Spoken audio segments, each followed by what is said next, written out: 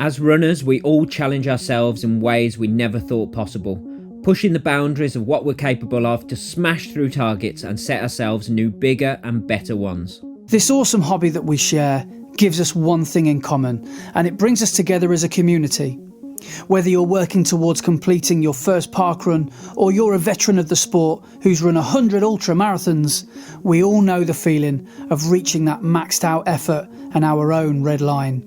Welcome to our podcast, where your hosts Brett Elesmore and Andy Maguire discuss the struggles, the successes and everything in between on our running journeys, as we all work towards the next time we're running the red line.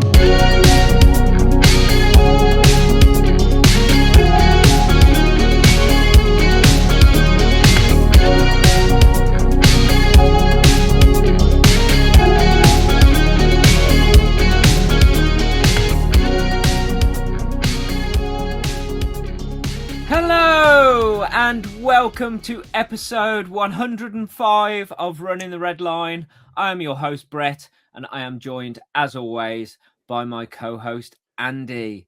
And how are you this week, mate, after your debut at the Road Relays? Yeah, it's good fun last week, wasn't it? I don't know what I was expecting, but it was harder than I thought it was going to be. I think it's one of those kind of, a race is a race no matter the distance. Well, there's a soundbite for you all. Don't ever say you never learn anything from this podcast. But it's like if you turn up to a race and no matter the distance and you're not in shape, you're going to really, really suffer, aren't you? And that's exactly what happened to me. I just wish I was maybe slightly fitter going into it, but I managed to get through it just about. But it was good. We saw a fair few folk up there, didn't we? And it was good. It was really good. Yeah. No, it's always a good day at the Road Relays. There's a real good atmosphere. There's that team camaraderie, and then just seeing all other people and having a chat with friends and stuff. Yeah, it's good. It sounds silly saying this, but it's a race, but it's a different event, isn't it? It's got a different feel to a local town 10K. Yeah, it's because everyone's got a club tent, everyone's got a base, everyone's got a little. Yeah, and I think it's because not everybody's running at the same time. You can all spectate and have a bit of a get together whilst people are racing, and it's good. It was good. I did enjoy it. And the weather was a crowded house, wasn't it? It was 4 seasons in one day. Yes, definitely. Yeah, we had horizontal hail at one point. I got that on my leg, which was good. Yeah, heavy rain, proper strong wind, bright sunshine, lovely sun.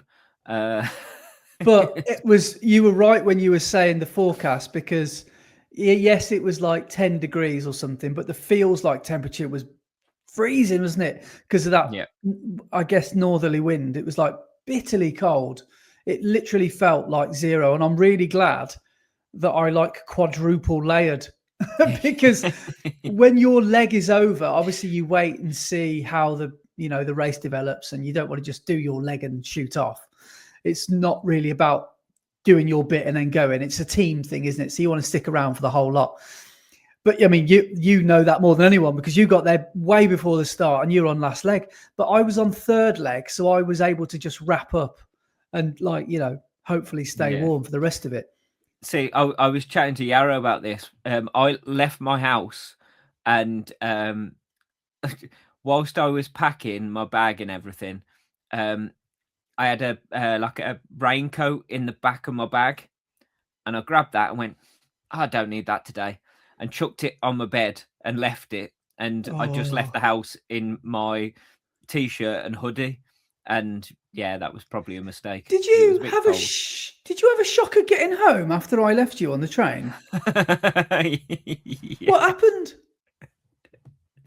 Because I basically said to you at the end, we've got 3 minutes or we've got to wait another hour for a train. Yeah. Which I feel bad about. Did we get on the wrong train or something? No, we all jumped on the Bromsgrove train, right? Yeah. Because it goes down the same route as the Redditch train all the way to Longbridge. And obviously you were getting off at university to then get the train to Worcester. Yeah. So we were going to get off at Longbridge and then get the train from Longbridge to Redditch. Yeah. And we were so busy talking and chatting. The doors closed. I looked up at the screen and it said next stop Bromsgrove. You missed your stop because you were talking. Yeah. Oh. So we ended up in Bromsgrove, but luckily Banksy rang his wife and she was out and about, so she came and picked us up from Bromsgrove and dropped us back in Redditch. You numpties. Yeah, but I realised, I looked up and thought, oh, the doors are closing. I wonder when our stop is. And I realised just as the doors closed, and I was like, oh, never mind. Oh, dear. It wouldn't have surprised me if that was part of your evil plan. So then you could have got an extra 10k back in. That's the thing. I was tempted, but I had a heavy bag on my back, and it was a bit too far for the rest of the day. Yeah. Yeah. Sorry, lads. The only way back now is 10-mile run up the hill back to Redditch. Sorry, guys, my bad. Yeah.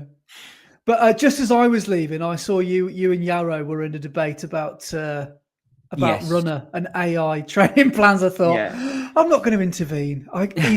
Yarrow has got him good here. He's got him going. And you were. Yeah, I could completely understand where Yarrow's coming from, because he's using Runner for his training plan, but just because he wants some structure and he wants something not set in stone, but set so he knows what he's doing for the rest of the week. But then he's modifying it, because I was like, Yarrow, if it said go and do a fast 5k workout and you weren't feeling great, you wouldn't go and do it, would you? And he was like, oh no, of course I wouldn't. I'd change it. And I was like, okay, so that's the way you probably should use Runner, and not just blindly follow what it tells you to do. And that's my issue with it, is there are lots of newer runners who are blindly following Runner or the AI apps and getting injured because they're just doing what's on the paper rather than actually thinking and taking into consideration how they're feeling or what is probably the best for them to do. I think also it depends how your brain is wired as well. If you're more of a easy breezy kind of character that can just run when you want, like and however you feel, and then fine. If that's how you train, that's how you train, depending around family and work and all that sort of stuff. But there are others, and I'm in this camp, that need and rely on discipline and structure of regular runs, or you feel like you've just lost all your fitness if you don't run for 24 hours or something like that. Or, I've missed a Tuesday. I never miss a Tuesday. That sort of, it sounds ridiculous to people in the other camp who are like, no, I'm totally hippie, man. I can run when I want and not feel bad if I miss a run. And we, on the other hand, are like, no, it's 10k Tuesday morning because that's how it's been for the last 8 years.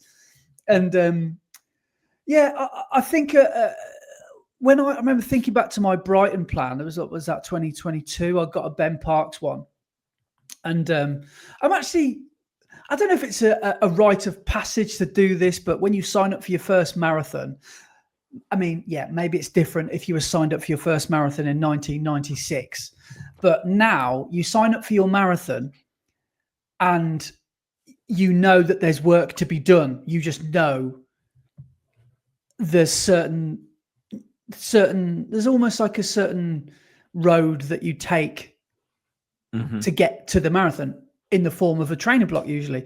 So I'm quite glad that I paid, I don't know, £6 or whatever it was back then for a Ben Parks plan. And the beauty of it wasn't AI. It was a good old ye oldie. I got on the old Epson stylus and printed out. And I had a little, grid of my 16 weeks across 4 different sheets of A4, and I could annotate it and cross out and tick off things. And I really like that, because you can literally see how your week or your month is going to look.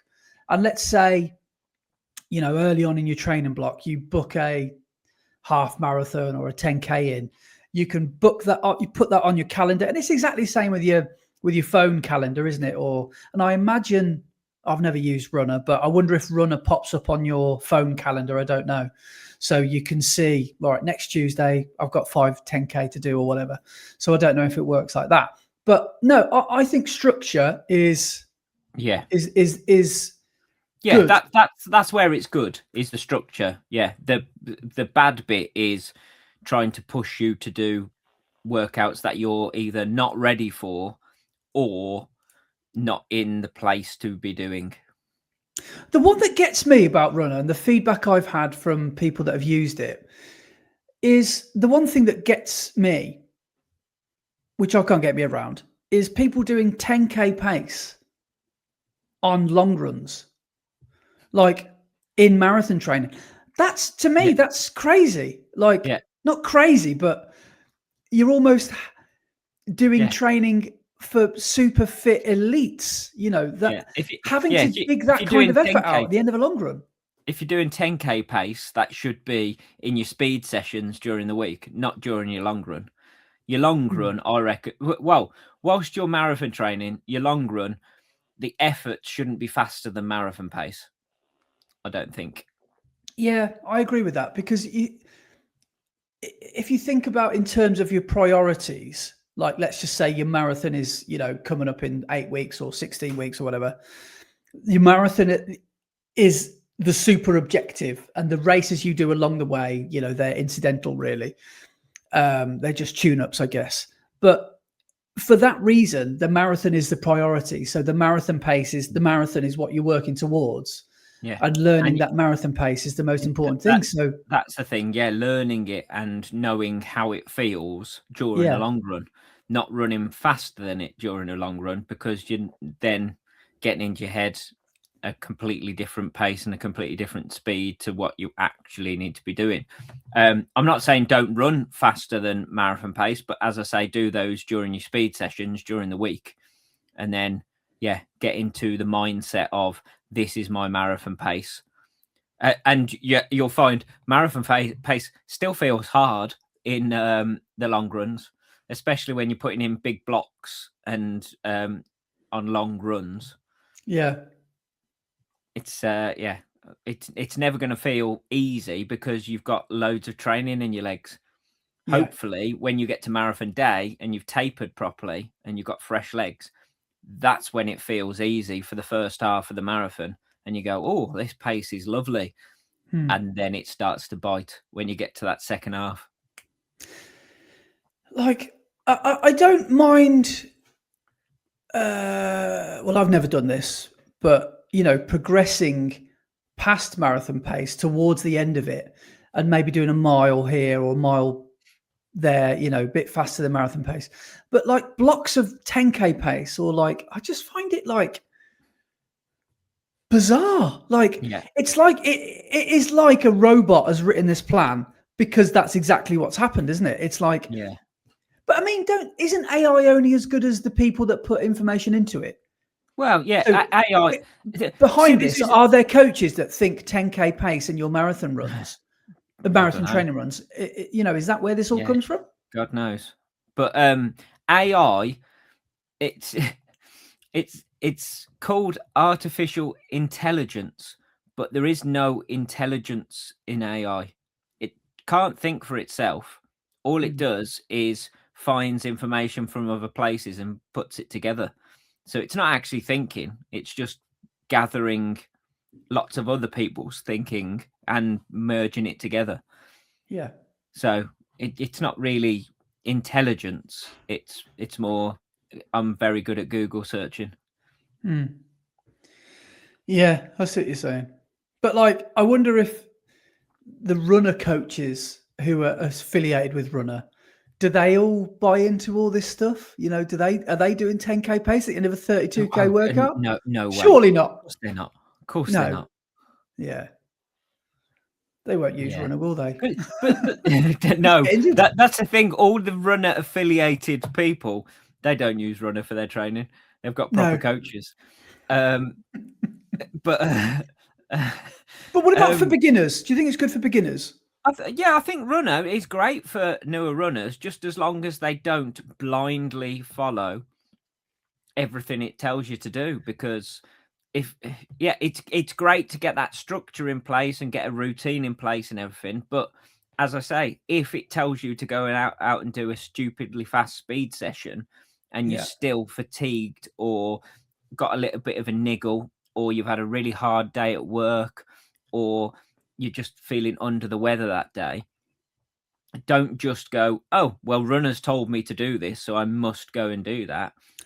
Be able to move things about and go with how you feel rather than what someone's telling you. Or say something. This could be a bit of gossip, but we love a bit of gossip on this podcast. Is Runner infiltrating its way into Parkrun somehow? Mm-hmm. I think it's a Runner is a new what's called partner with Parkrun. Wow. Because I remember ages ago, probably about 6 months ago, I had an email from Parkrun going, Brett, that's sub 17. That could be on this year if you just follow this training plan. And it's basically trying to get you to use Runner to. I love that. Make a training plan. I love the idea that people will have just finally broken 30 minutes, and then Runner's going, "Hey Dave, do you fancy running sub 16 this summer? All you got to do is £10 a month, 2-week free trial." Wouldn't surprise me. Wouldn't surprise me at all. But anyway, let's stop Runner bashing. Yeah. For now. But it's not just Runner though. It's everything AI. I'm still not on board with AI. You know how I feel about AI. And I know, yeah. The worst culprits, even worse than Runner and the running apps, is AI artists. For instance, like, and not just visual art, music and stuff as well. Yeah. And the fact that someone who is not creative in the slightest is typing a prompt into something and it's making something for them, and they go, look what I've created. You've created nothing because you're not creative. You haven't got an eye for anything or an ear for anything. You've just let AI scour the internet for everything that's similar to what you've put in as a prompt and just cobble something together to make you happy, and it's a faux version of it. And I really don't like that because it's not anything new. It's not creating something new. It's taking everything that exists and making a pastiche of it. And I can tell you're an art teacher using the word pastiche. And wow, pastiche! How high that the red line just went upper brow. We are now mid brow. We're not high brow. Wow. But it's just people then going, well, I created this, but you didn't actually create anything. The AI is only as creative as the person that is creating the prompts. And if you just say, make me an image or make me a song that sounds like or that looks like, that's not being creative in any way. Do you think ChatGPT and all these things that we sort of have at our disposal easily now, do you think there'll be a trend, or do you think there'll be something that we can't live without within, if you look forward 10 years, maybe even 2 years? Because will people start, like, I'll be honest, I'm getting a bit fed up with ChatGPT now, because this segues nicely. It's first of the month, first podcast of the month. So you know what that means. You know what's coming up at the end of this podcast. I used ChatGPT for a couple of the answers. And because I'd already asked it a few things, I had to upgrade. It's like, if you want any more of this conversation, you've got to start paying me. I was like, no, So I've sourced the questions myself Yeah, for some of them. had to actually do some work and be creative, yeah? Yeah. So see if you can tell which ones are AI generated and which ones are me. But yeah, I wonder, fast forward 2 years, will AI, I mean, are kids using ChatGPT and, young people? Yeah. Well, they are, aren't they? They're using all of the AI apps and everything, but there's been a upswing even more. I mean, the vinyl revolution started a few years back, didn't it? But there's been even more of a push now towards things like cassette tapes and old analog retro media. And I wouldn't Right. be surprised if that is a bit of a fight against the whole AI digital thing to Yeah. make it more physical and make it more real. So yeah, I think it's always going to be around, and I think it will be a very good tool for specific areas and specific things. But I think within the creative industries, it's a fad and it will disappear. Okay. Right. Well, I hope you're right. Yeah, I hope I am as well. Because there's already problems and stuff happening within like the art world and stuff. So I can't remember who it is, but there's an artist who does like photorealistic paintings, but for his latest collection of paintings, he used AI to create the compositions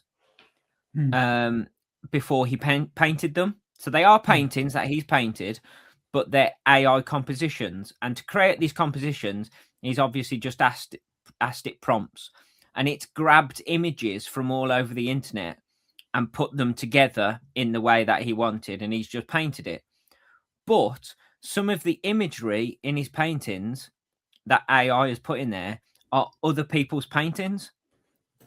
Yeah. So AI has taken somebody's artwork, put it into this collage, which he's then painted.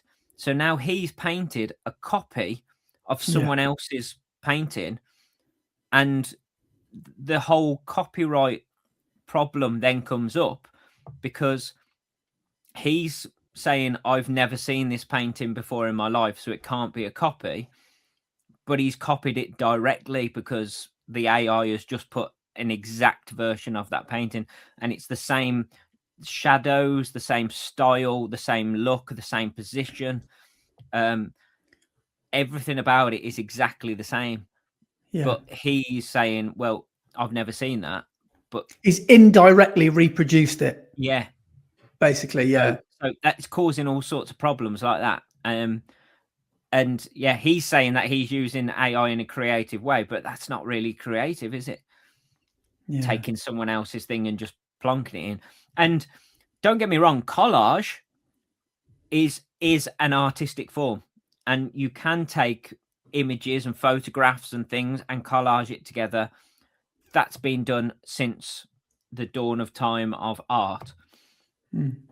But when you're using the exact composition of something within your work that somebody's taken time and effort to create, that's when it then starts to be a bit troublesome. Yeah. Because it's not just a collage, then you're actually turning it into a different piece of work. Yeah. It's difficult. It's difficult because there's people who will discuss it from both sides, and they will say that what he's doing is just collage art. But yeah, it's difficult. It really is. And this problem would never have been a thing if it wasn't for AI. Because AI has done that and caused this problem. He wouldn't have himself taken that painting and gone, oh, I'll just copy that. But AI has done that because that's what AI is trained to do. Yeah. Well, lots of We won't go controversial. any further down that rabbit hole because we could spend the whole pod talking about that. Well, yeah, let's move on. I wanted to just quickly talk about a few things. This week we've had daylight savings come into play, so we've all got an hour extra in the evening, which is nice. Yes. But I didn't realise again how controversial daylight savings is. So many people hate it and don't think there's any need for it at all, because obviously we gain an hour and then we lose an hour later on in the year. Yeah. Do you think there's any point in it? I mean, I don't think we're going to be able to stop it or protest against it. And you also know that some countries do it a week or two earlier than us as well. Yeah, but it all depends on where you are on the globe, doesn't it? And how when the sun rises and sets and everything, doesn't it? Different time zones. Yeah. So, I think it's worth it because in the summer your evening goes on longer in the light, and then when it goes back in the winter, you get a bit more time in the light. So, yeah, I definitely think it's worth it, but. It honestly gives you so much hope, doesn't it? You know, that first Monday or that first Sunday, and you're like, oh, it's 7:30 and it's still daylight, like at night. Yeah. It's just beautiful. And running wise, training in the light. Yeah, it's like, the eternal winter maybe is coming to an end. And it's just one of those milestones, isn't it, that you hit and you think, you know, all of a sudden you've got January and February, which are dark months, and then you get March and you get the daffodils, and then you start hopefully getting the lambs, and then you start getting the sunny afternoons, and then you get an hour extra later on towards the end of the month. So I'm a big fan. I've done a couple of evening runs. Well, training now, as for you as well, looks completely different in the Tuesdays and Thursdays when we both go to club sessions. Yeah, we did great. We did a track session last night, and the floodlights didn't even come on when we were doing the session, which is crazy because every week so far this year, the track's been in darkness unless the lights are on. And I know. I'm in danger of sounding like everybody else who said this. But do you reckon this winter has felt like the longest, darkest, coldest, murkiest, mistiest, foggiest one ever? First 2 months, there wasn't a single day that somewhere in the UK it didn't rain. Yeah, it was bad. January, February was bad. Day. Yeah. January especially, it was really quite miserable, wasn't it? And this winter has seemed to be just such a long. I felt like we've been in Game of Thrones. Don't they have a winter that lasts like 7 years or something? That's how it's felt. It's literally felt horrendous. But I feel like full of optimism now. I feel like spring is doing its job. Spring is sprung. Yeah. Spring has sprung, and I'm starting to feel really good about London now as well. Obviously it's been a slog getting through all the training, but now that the light is here, the weather's a bit better, I'm going out on runs and it's actually quite nice. And you're going out for your morning run. Well, I know you never wear a jacket anyway, but I'm going out on morning runs at 6 o'clock in the morning, not taking a jacket, and it's just it's so good. And you're actually feeling the sun on your face and stuff. It's yeah. But I guess you got to be careful what you wish for, because London sometimes is an oven, isn't it? Yeah, it's either one or the other. It's either stupidly hot or raining and freezing. So what would you what I mean, we all know everyone's ideal conditions between 7 and 11 degrees, but what would you like, being realistic? How do you think you'll run well on race day? What sort of conditions would you like? If you're given hot, sunny conditions, do you reckon you can handle them? Yeah. I mean, I was all right last year. I didn't mind the heat last year. everybody said how hot it was and how it affected them. Obviously, it did affect me, but I don't think it affected me as much as I thought it would. The heat. You didn't moan about it. No, and it didn't slow me down as much as I thought it would. I went out a bit not cautious, but I didn't go out as fast as I had planned because it was sunny. And I think that was a sensible thing to do, because there was lots of people blowing up towards the end that the sun had got to. But I think being a bit more cautious at the start helped big time. This might be helpful then to anyone who's preparing for, I don't know, London, Manchester, Brighton. Any sprints. Yeah, Brighton. What else is there? Leeds, maybe, if anyone's doing that like I did last year. How can you prepare then for the heat? Can you do heat training at home? Is there anything you can do? Because I've heard a hot bath every day can acclimatise you. So there is research that hot baths can act like altitude training. So heat can have the same effect as altitude. So you haven't got to. So there's lots of runners now not going abroad to run at altitude and get that altitude benefit, and instead they're using hot baths or saunas because the heat effect. And you don't even need to be running in the heat. That's why hot baths work. It's just getting your body used to that heat. But apparently the baths need to be hot. It's not like they're warm baths, like you're putting your bubble bath in and a rubber duck and just relaxing in there. They need to be quite hot to the point where you're getting in and having the same reaction to if it was cold of this is uncomfortable. Well, aren't saunas and steam rooms known as like free fitness because your heart rate's sort of elevated and all these chemical reactions are happening within your body and you're not even doing anything, sort of thing. So I've heard that saunas especially are really beneficial to runners. I was very tempted during this block to buy one of those portable sauna tents and just set it up in my house and start doing some heat training. But I just thought, do you know what? I'm not going to try too many different variables right now. Just try and get through a block where I can actually run for a whole block. And then we can start putting in all the little 1% after that.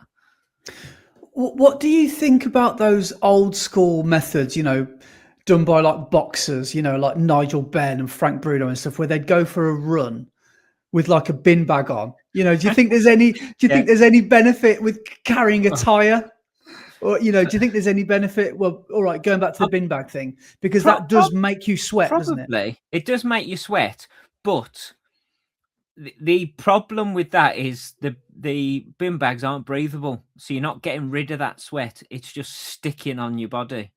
So yes, you're getting that heat acclimatization, but is it really beneficial if you're just being covered in sweat and it's not going anywhere? So you're just wet for the whole run. Depending on the level of your fitness, it's probably not a good idea to do more than 5K, is it? Do you think about how much water you'll lose? Yeah.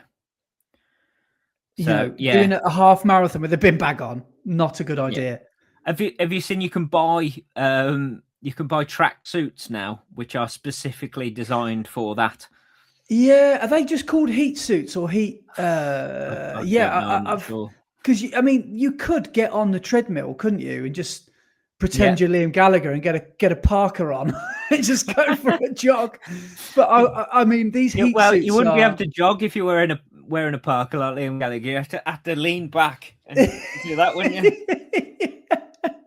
you? Yeah, you would. Yeah. Your form would go right out of the window as soon as you get that Parker on. You'd have to run backwards, I think, to maintain the gravity. Yeah, but Yeah, I've heard that those heat suits, because the I don't know if it worked for him or not, but the Welsh runner Matt Rees, I'm Yeah. sure I read that he'd got one, or I've seen on Instagram he's got one, and he trains in his treadmill, and somehow can crank the temperature up in his garage or something. Maybe it's just exercise, I don't know, or he'd do it in the heat of summer, I don't know. But yeah, those heat suits. But again, right, this is now we get into the nuts and bolts of it, right? So are these things fads, or are they performance enhancers? Are they actually going to help? Like, Well, for compression boots, you can spend hundreds of pounds on them. Are they actually doing much, or are they Well, good stuff? it's a cheaper way of having a sports massage every week or every night. Yeah. Because when you're going and paying for a sports massage, I mean, it can be anywhere between, I don't know, for a sports massage, you can pay anywhere between 45 to 100 quid per session. Yeah. So if you're spending, well, if you get the Temu version, you're going to get them quite cheap. But if you buy a proper pair of compression boots, they're what, 700-800 quid. Yeah. So if you use the compression boots, what's that? If they're 800 quid, you use them 16 times, you've basically got your money's worth from sports massages. But are they as good or better than a sports massage? Probably not. So they're probably good as additional to a sports massage, because nothing's going to be as good as a sports massage, because it can't target the places properly that may be sore, that a sports masseur will know and be able to feel, because that's what they're trained to do. Yeah. So I think they're good and beneficial, but they're additions to actual proper stuff. It's a bit like all of the little 1% for your training and performance. They're additional, aren't they? I mean, you can't put a pair of carbon shoes on and expect to run way faster. You've still got to put the training in to be able to run faster as well. Your legs have still got to move. Yes, the carbon plated shoes might give you a benefit and a performance improvement, but your legs have still got to run the race. Yeah. And the same with things like bicarb and that Nomeo and beetroot and stuff like that. It's they're all helping, but they're not running the race for you. You've still got to put the effort in and do it. Yeah, they're not solving your problems. No. So you can just sit on your arse all week and then just have a Nomeo and then run a sub 14-minute 5K. Yeah.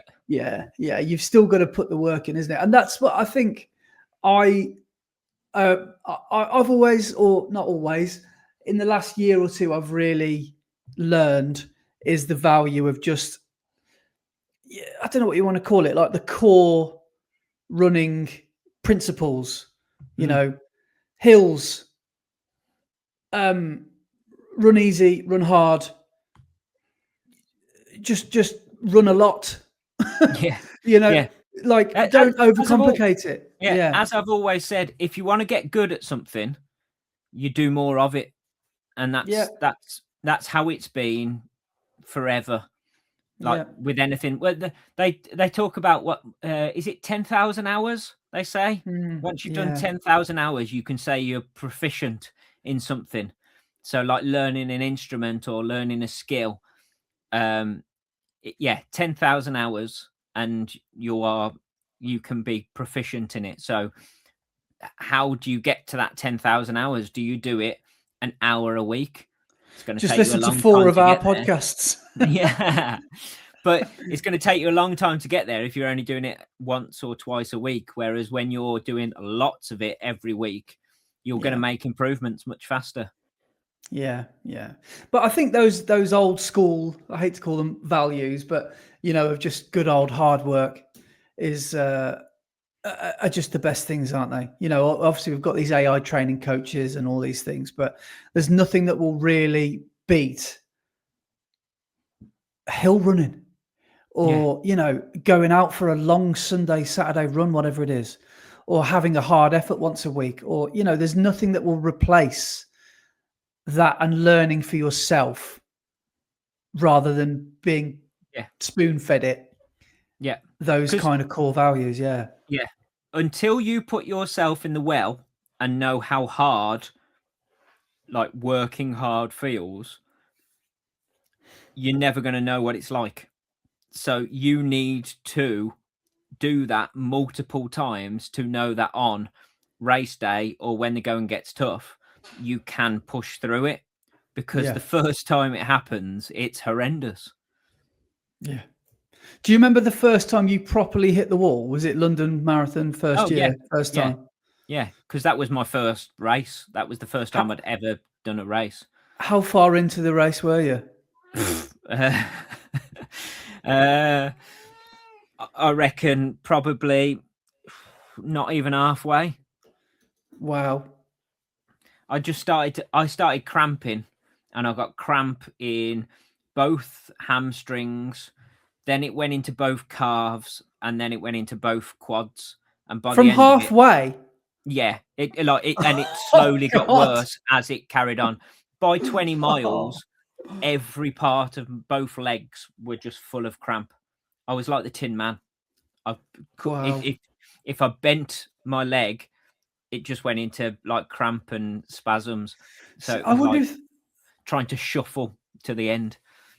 I wonder if that's where your hard sort of mentality comes from that first London baptism of fire, because there's so many reasons to DNF.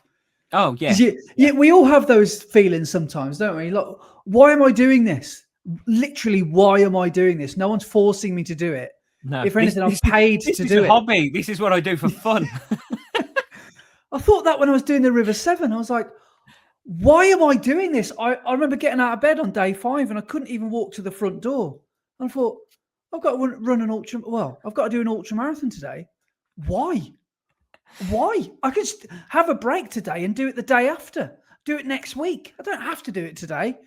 No, I've got to do it today because I said I'm going to do it. Oh, come on then, let's get on with it.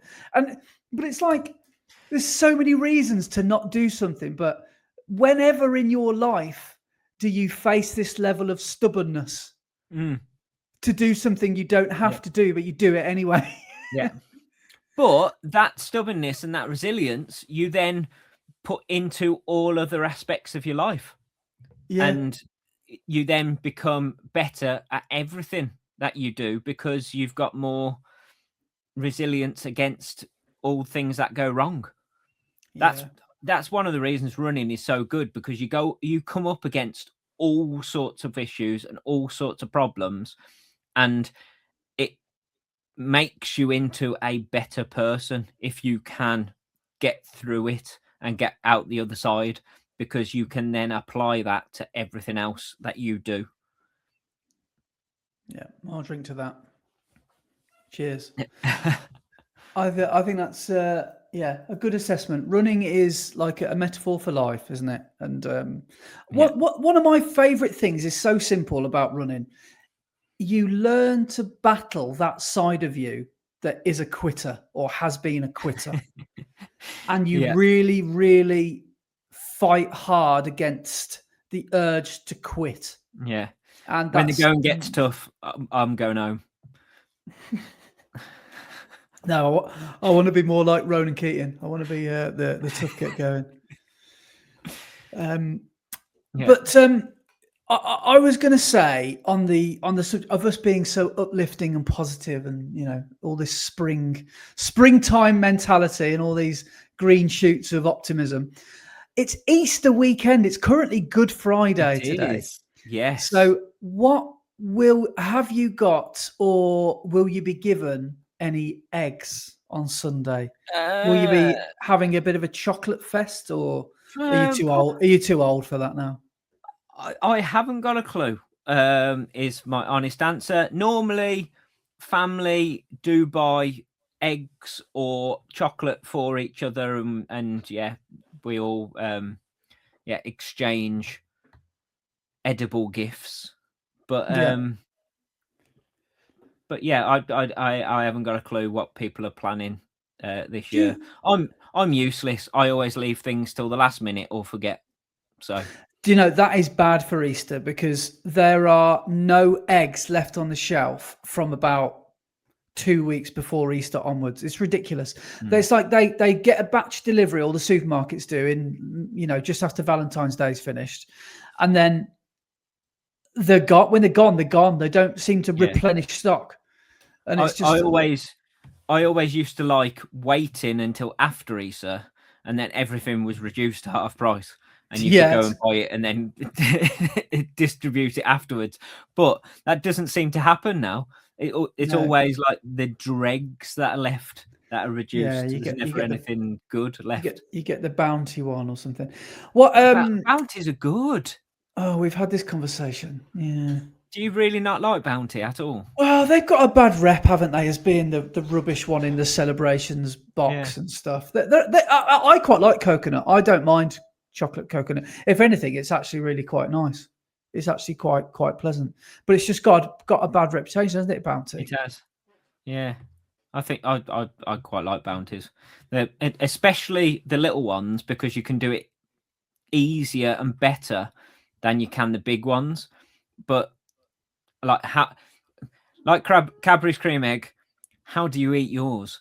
With a bounty, you eat all the chocolate off around it first, and then just have that little slab of gooey coconut on its own. Do you know, I remember a friend of mine, I used to think this was like, I don't know the PC term for this, mental behavior. Used to, with his front teeth, used to scrape the chocolate off a chocolate digestive. What? I know. And then go back for the digestive. I thought you were going to say some sort of chocolate bar, which I could understand. But of a chocolate digest, how do you manage to do that? But there's always a central island in the middle where you can't get close to, I think.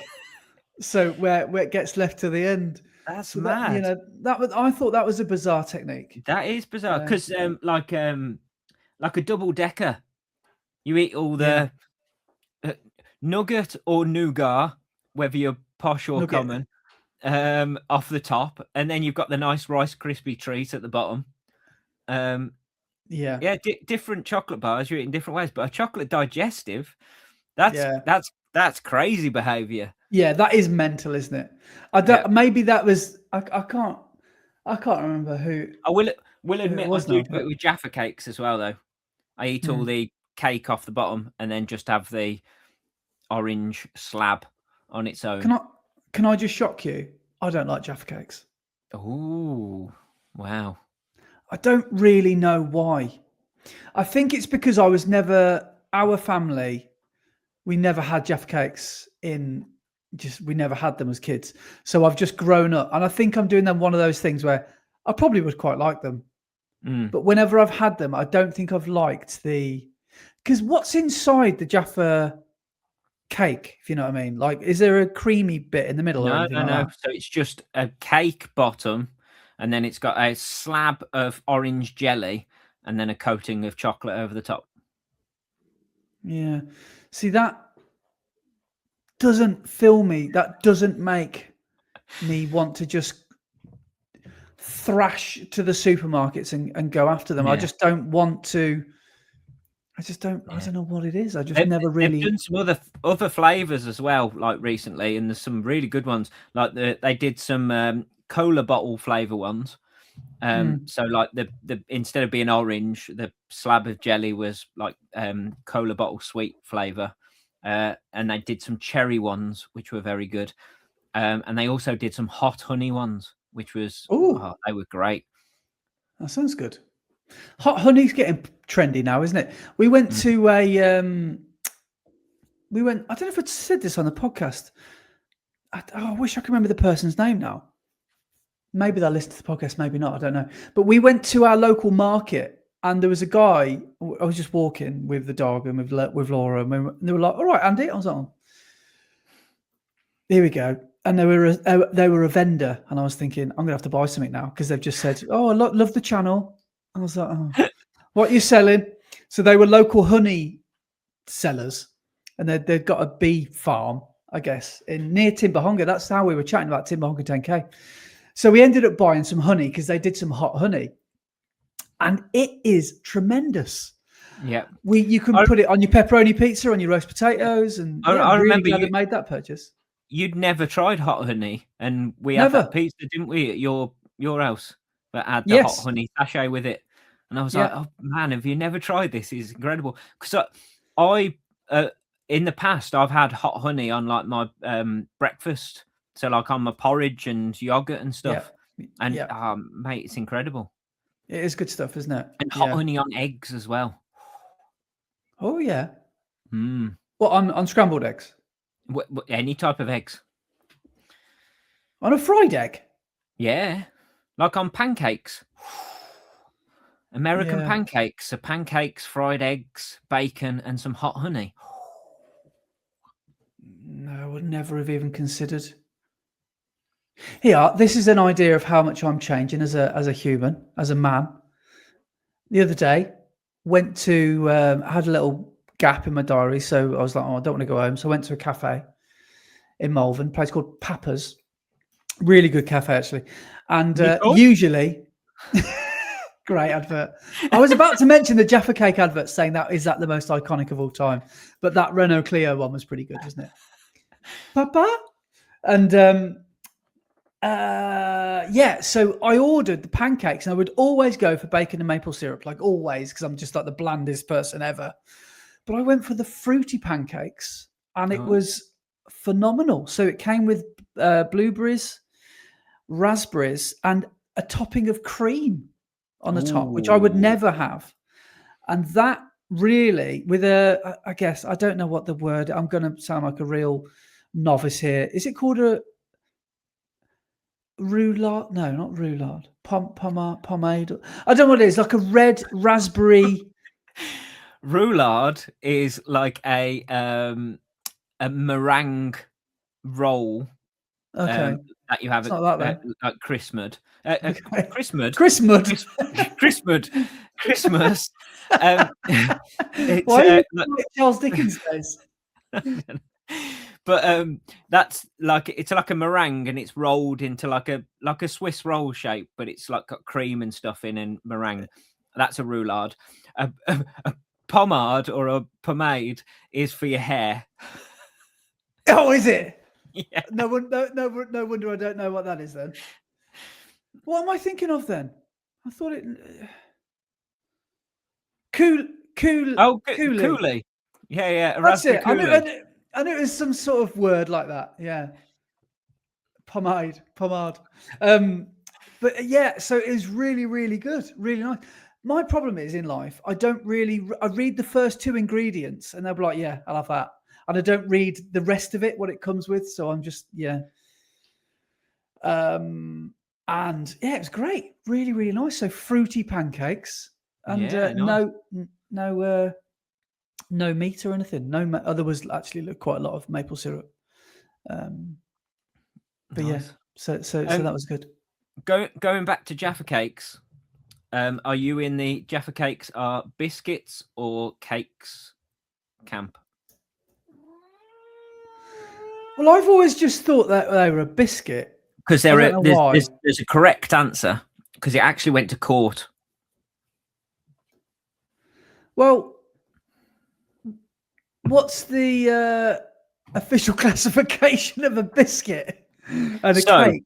This is the thing. It went to court because companies don't pay VAT duty on cakes, but they do on biscuits, because biscuits are a luxury item, so they pay VAT duty, whereas cakes aren't.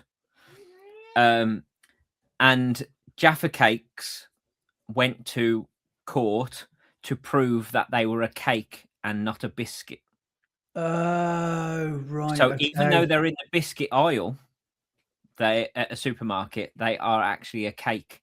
And the way that you can tell biscuit or cake is a cake, when it goes stale, goes hard. Yeah. So it's soft when it's fresh, and goes hard when it's stale, whereas a biscuit is hard when it's fresh but goes soft when it's stale. Yeah. Even a rich tea? Yeah, it will go soft when it goes off, doesn't it? When it goes stale. It's crunchy and hard when it's fresh, but if you leave it out for it to go stale, it goes soft, doesn't it? A rich tea or any biscuit. What's a penguin then? Penguin's a biscuit. It's not a chocolate bar. No, it's a chocolate biscuit. Okay. I've never been comfortable calling a penguin a it's a running podcast. I've never been comfortable calling a penguin a biscuit for some reason. I don't know why. But a chocolate biscuit, obviously that's not a biscuit, it's a chocolate biscuit. Yeah. Trying to think of any other examples. Like a Viscount. I want a Viscount. What's a Viscount? Have you never? What? You must have had a Viscount. It's like a round chocolate biscuit wrapped in foil, but it's got a peppermint fondant topping under the chocolate. Viscount biscuit. I'm gonna have to Google this. What scenario would I have one of them in? Like, like same scenario. Is it like a penguin? But no, but like it sounds to me, is it like no offense, but is it like an old person's biscuit? No. Or is it quite a trendy in the 90s, hipster biscuit? What I was just saying, the I want a Viscount, that was the advert for it in the 90s. It was like a staple for your lunch box at school. Oh, I see what you mean. They're like little circular things. Yeah. I've had them, but in different packaging. I don't remember having Viscounts. So they'd be in the same sort of area as penguins and wagon wheels. Yeah. Like the little chocolate biscuit that you have in your lunchbox. With your sandwiches and a bit of fruit. What's your opinion on chocolate digestives with a caramel filling? Oh, great. Yeah, I think they're revolutionary. I think they're brilliant. I actually prefer them. I don't know if they've still called this, but McVitie's called them VIBs for a while. Yeah, very important. I think they might have. Yeah, but I think they might have changed it. I don't know if they've still called it. No, but they're that wasn't McVitie's, was it? Because yeah, it was. Was it? What was the advert with the bear?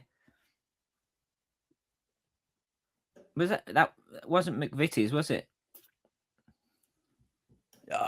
100% VIBs were McVitie's though. Can you remember the advert? I mean, no, the bear in like the suit, and he was like a gangster. No, well, I don't remember this at all. What era is that? Recent or yeah, wasn't that long ago?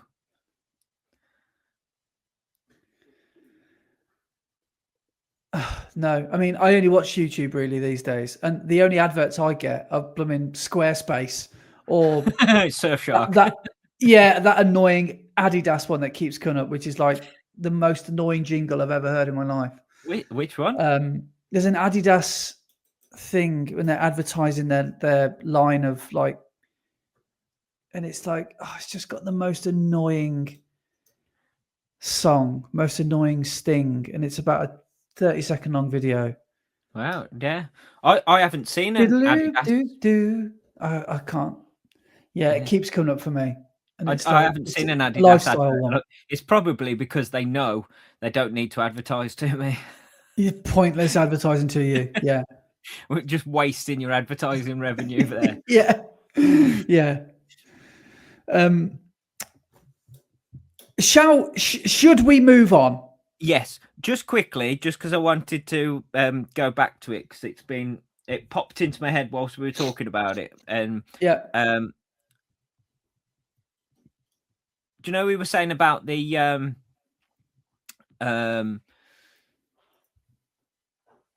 learning to do something and getting proficient at it, you need 10,000 hours to do it. Yeah.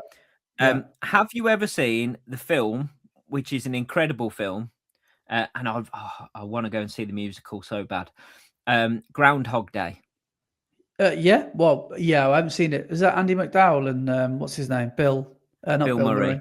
Oh, yeah, it's Bill Murray. Yeah. Yeah. Yeah. So, in the film, obviously, Bill Murray's character, he repeats the same day over and over and over, and he gets to learn all the things that are happening because the day happens exactly the same. Yeah. At the end of the film, he's a really good pianist and he plays piano, doesn't he? Yeah. But at the start of the film, he can't play piano. And people have done calculations of how many days, how long it would take, how many times he's repeated the same day over and over and over without aging, because obviously he's the same age every time he wakes up. And do you know how long he was repeating that same day? Based on the fact that he plays some like classical music towards the end of the film or something like that. So they work out how much time he would have had each day to learn like the piano from scratch to get to the point where he could play. I think you could do that in about 3 years. Okay. So like in the original script, I think they said he was somewhere around that. I think it was somewhere around 5-ish years. But people have calculated and said for him to be that proficient at the piano, he was probably in it for about 30-something years. Oh, right. Which is and crazy. He has hardly aged about it. Yeah. Because he's done 30 years of the same day. Yeah. Over and over and over again. People who listen to our podcast will probably know how that feels. Yeah. Do you know, that's really funny, actually. I went to club the other day because I'm at Road Relays. I met a guy called on the train called John, who trains with us on a Wednesday night and on a Tuesday and Thursday night. And I was like, oh, yeah, we do a podcast. He's like, what, have you been filming stuff today? I was like, yeah, we do a podcast. Told him that on the Relays day. Saw him again at training on Tuesday. He said, I checked out your podcast. 2.5 hours. And somebody else said, someone called Dan Scolari said, yeah, you should try listen to it. They don't even talk about running. So I thought that was quite funny. Brilliant. Yeah, I've just Googled it and it says Phil, who's the character in Groundhog Day, relives the same day approximately 12,400 times, which equates to nearly 34 years. Wow.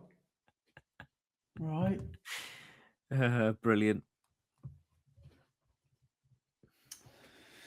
Well, where should we start with the shenanigans from last week? Should we just go straight into road relays? Yes, let's. Yeah. So, actually, on that, I was saying to you earlier when I in the pre-pod, I am about halfway through editing our bonus ep.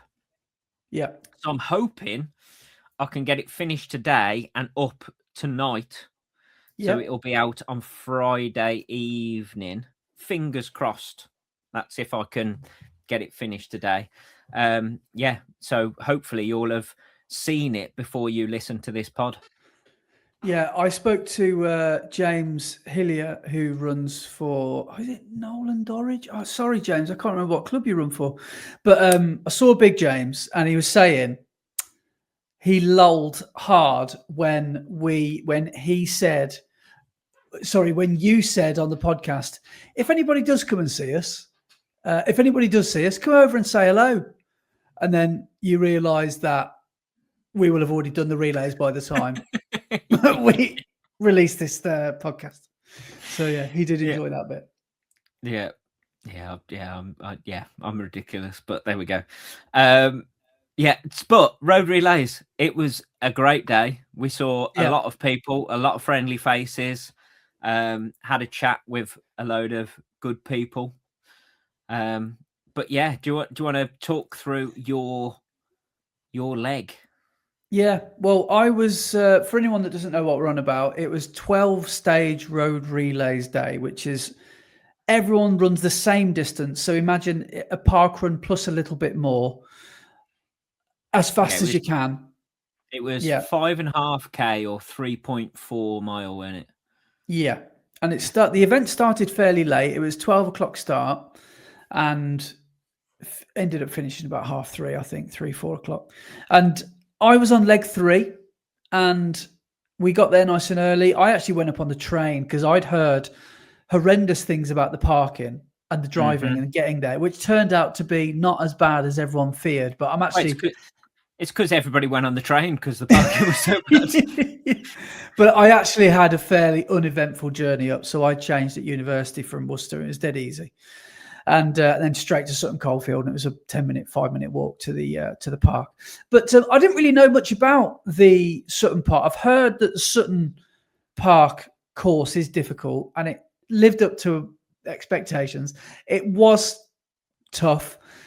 By the time I finished, I looked at my elevation, and in that 5.5K, in that 3 and a bit miles, there was double the elevation for the Seville Marathon in that 5.5K.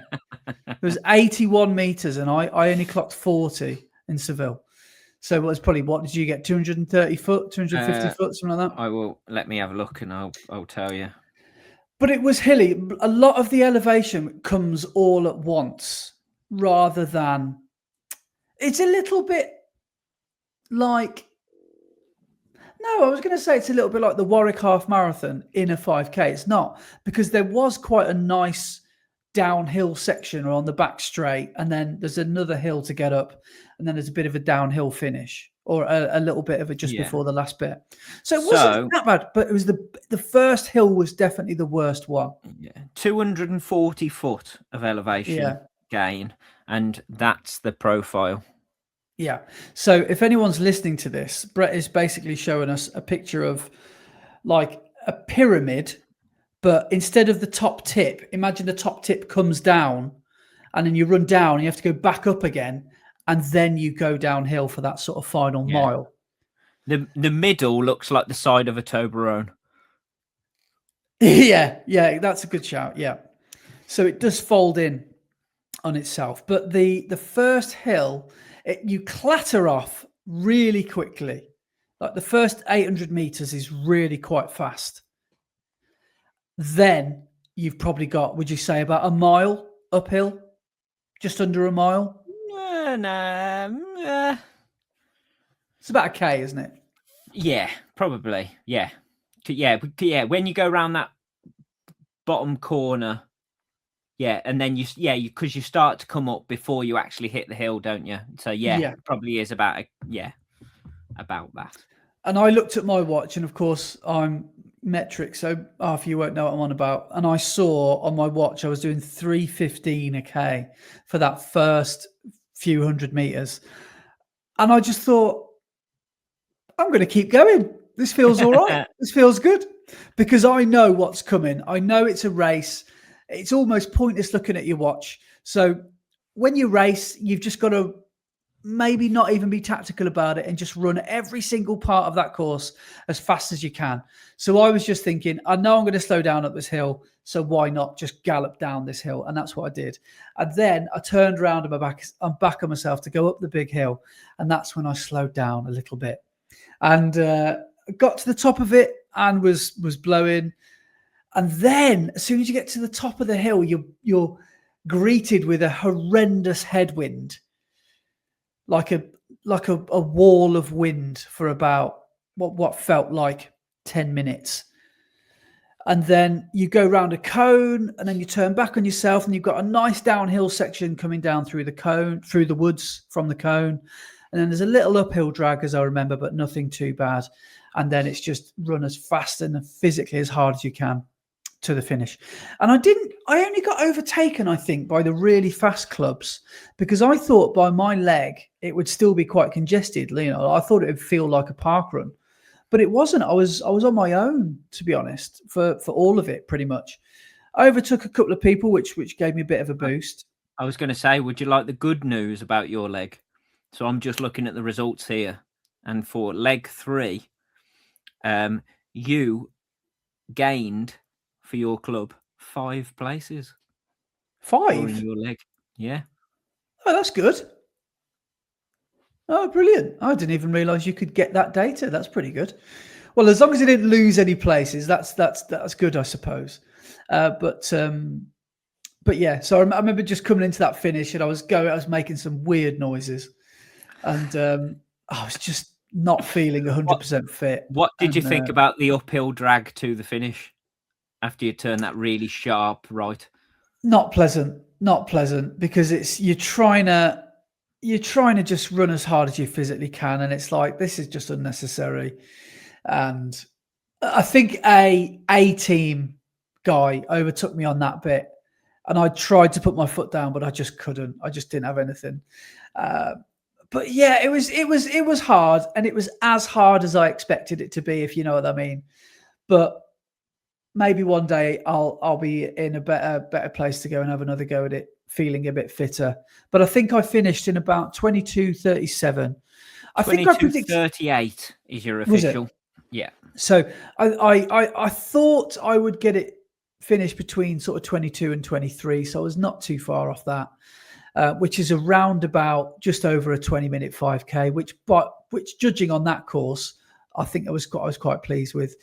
I'm not in sub 20 shape, so I'm definitely not in 5K shape, but I'm not far away. So I think I ran slightly better than I thought I was going to run, but certainly not anything to be massively proud of. But I'm just glad that I managed to not completely embarrass myself. So yeah, that was the story of my leg. Just to make it worse, on your leg 3, the fastest leg of the whole event happened. So Will Battershill from Bristol and West. I remember him coming past me quite early doors. Do you know what time he ran?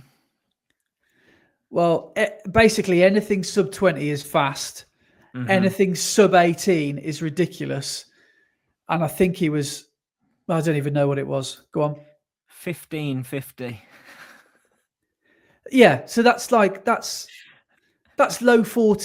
5K, isn't it? Yeah. For like equivalent. It's crazy, isn't it?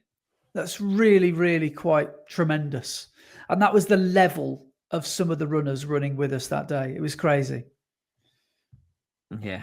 So it's mental. But as you say, you still had a good run. You made up 5 places for your team, and I raced it. As much as I could. Tried to reel people in. Yeah, you had a good show out, and as your debut at the road relays, because obviously this year you've done your debut. I say this season. You've done your debut of cross country, and now you know what that's like. And now you've done your debut at the road relays. And what did you think? I just like an event overall. I just like it. I like the feeling of being part of a team. Everything from running to watching your mates run to packing up and putting down the tent. That sort of stuff. I just like the whole thing. It's got like a real it's got a real low budget, hardcore runners feel to it. Do you know what I mean? Yeah. It feels proper grassroots. That's the word. That's exactly what it is. Yeah. It feels like proper Sunday league football kind of stuff, and it's great. All the timing is done by some people sat at a table in front of that double-decker bus, and then there's people on the just after the finish with their pen and paper on a clipboard writing down all the numbers to make sure it all corresponds with stuff. It's a good operation. It is good. But yeah, so tell us about your leg, the last leg. Yes, so I was on the last leg of the A team. So I got promoted to the A team at the last minute. So like on the Thursday, I think I got the call up to the A team. I was expecting a nice easier day, but yeah, it didn't go like that. So I was on the anchor leg, and at a certain point of the day, because of the time when they want to finish the whole event, they have a cut-off for teams to finish, and anyone who hasn't run at that point then gets put into a mass start. So everybody starts at the same time, and then they just time from that mass start and then add those times together. So for our B team, there was still 3 runners to go. 10, So 11 and 12 all went off. Yeah, so we had 3 runners from the B team all starting at the same time and running at the same time. Yeah. So yeah, I ended up in the mass start, which was good actually, because we all set off and you had people to race against, which was good. But I was hoping with that, knowing how bad the wind was on that back stretch, I was like, this would be good because I'll have a group to run with. I'll have a pack and I'll be able to sit behind them and let them take the wind. Yeah, we just, within the first 500 meters, everybody just spread out. And I was pretty much on my own on that back straight. I had a couple of people just in front of me, but they weren't like stopping the wind or anything. So yeah, we set off. I was mid pack when we set off, and then after, as you said, everybody goes off so fast. After about 400 meters, people just started coming back to me and just dropping off because they'd gone out way too fast. So I overtook, like as we turned the corner and started going back uphill, I must have overtaken like 10 people before we got to the top of the hill. So I tried to film you on that bit and I lasted about 15 seconds. You were galloping past people because you probably came around that corner in about 15th place, 20th place. And I think you know how you finished. Do you know what position you finished in? I think I was about 6th or 7th out of all the people that were in the mass start. So I was really happy with that. Yeah. And that hill. I just thought I've got to get up it and just get it out of the way and then just settle into to what I'm doing on that back straight. So yeah. So I had a good start, decent start, got up there, and then had a good battle with a couple of people where I overtook them, and then they came back, and then I overtook them again. There was one lad, I can't remember what his name was, but I'm sure I could find it if I had a look. But as we came, because you did that little bit where you went out around a cone and back. And then as we came back to where the ice cream van was, before you go into that woody bit, I overtook a lad. And just as I overtook him, I could hear him grumbling and going, oh, man, like this. And he came level with me again. And I looked at him and I went, this is crap, innit? And he went, yeah, love the channel. And I went, oh, cheers, man. And then he just disappeared. So he put the afterburners on and just went, and I couldn't catch him again. He finished just in front of me. People love overtaking the YouTubers, don't they? Can't have a YouTuber overtaking me. Exactly. But no, it was ace. And yeah, I had a decent run. I was really happy with how I ran, actually, because at the point of going into the road relays, I think I'd got about 65, 70 mile in my legs at that point before we raced. So yeah, I was really pleased that week I'd managed to do that mileage and still ran quite well. So what did I do? Where am I? My official time was 19:19. So yeah, I was very happy to run that well on that course. That's really, because I'm going to add Sutton Park to my list of parkruns to maybe pull out of the hat when I can't Yeah. think of what. Because apparently, that parkrun I think is a one lapper, and apparently it follows the very similar route, I think. Yeah. So a lot of that course we do is very, very similar. Yeah. It'd be quite a good one, wouldn't it? So on that course, you did absolutely brilliantly, because you must have gone through 5K about 19, 18. Yeah, just under 18 30? minutes I went through 5K. Under 18? Yeah, 17, 50 something. Yeah, I went through Nice. 5K. So that's really decent. Yeah, really happy with that. And then that means that our A team, I managed to bring us in without losing any places, and we came 16th overall. And top 25 teams go through to nationals, which is next weekend. So Amazing. Our A team have got through. At the moment, I have been put on the start list for nationals, but I don't know. I'm trying to decide whether racing a fast 5.5K race 2 weeks before London is a sensible thing to do, especially with all my niggles I've got going on. Because that was something we set off on that mass start, and in the first couple of 100 meters, just everything in my legs was going and I was like, something's going to go terribly wrong here. But then after about 400 meters, it all settled in and felt okay. So I think it was just that initial shock of, why are you running so fast? We've not been running this fast for the whole of this block. What are you doing? So yeah, it worked out. Well, I mean, I'm not saying it gets me through, and I'm not a accomplished runner at all. But one thing that really, really helps me in those racing situations is just thinking about your form, and when you're on an uphill stretch.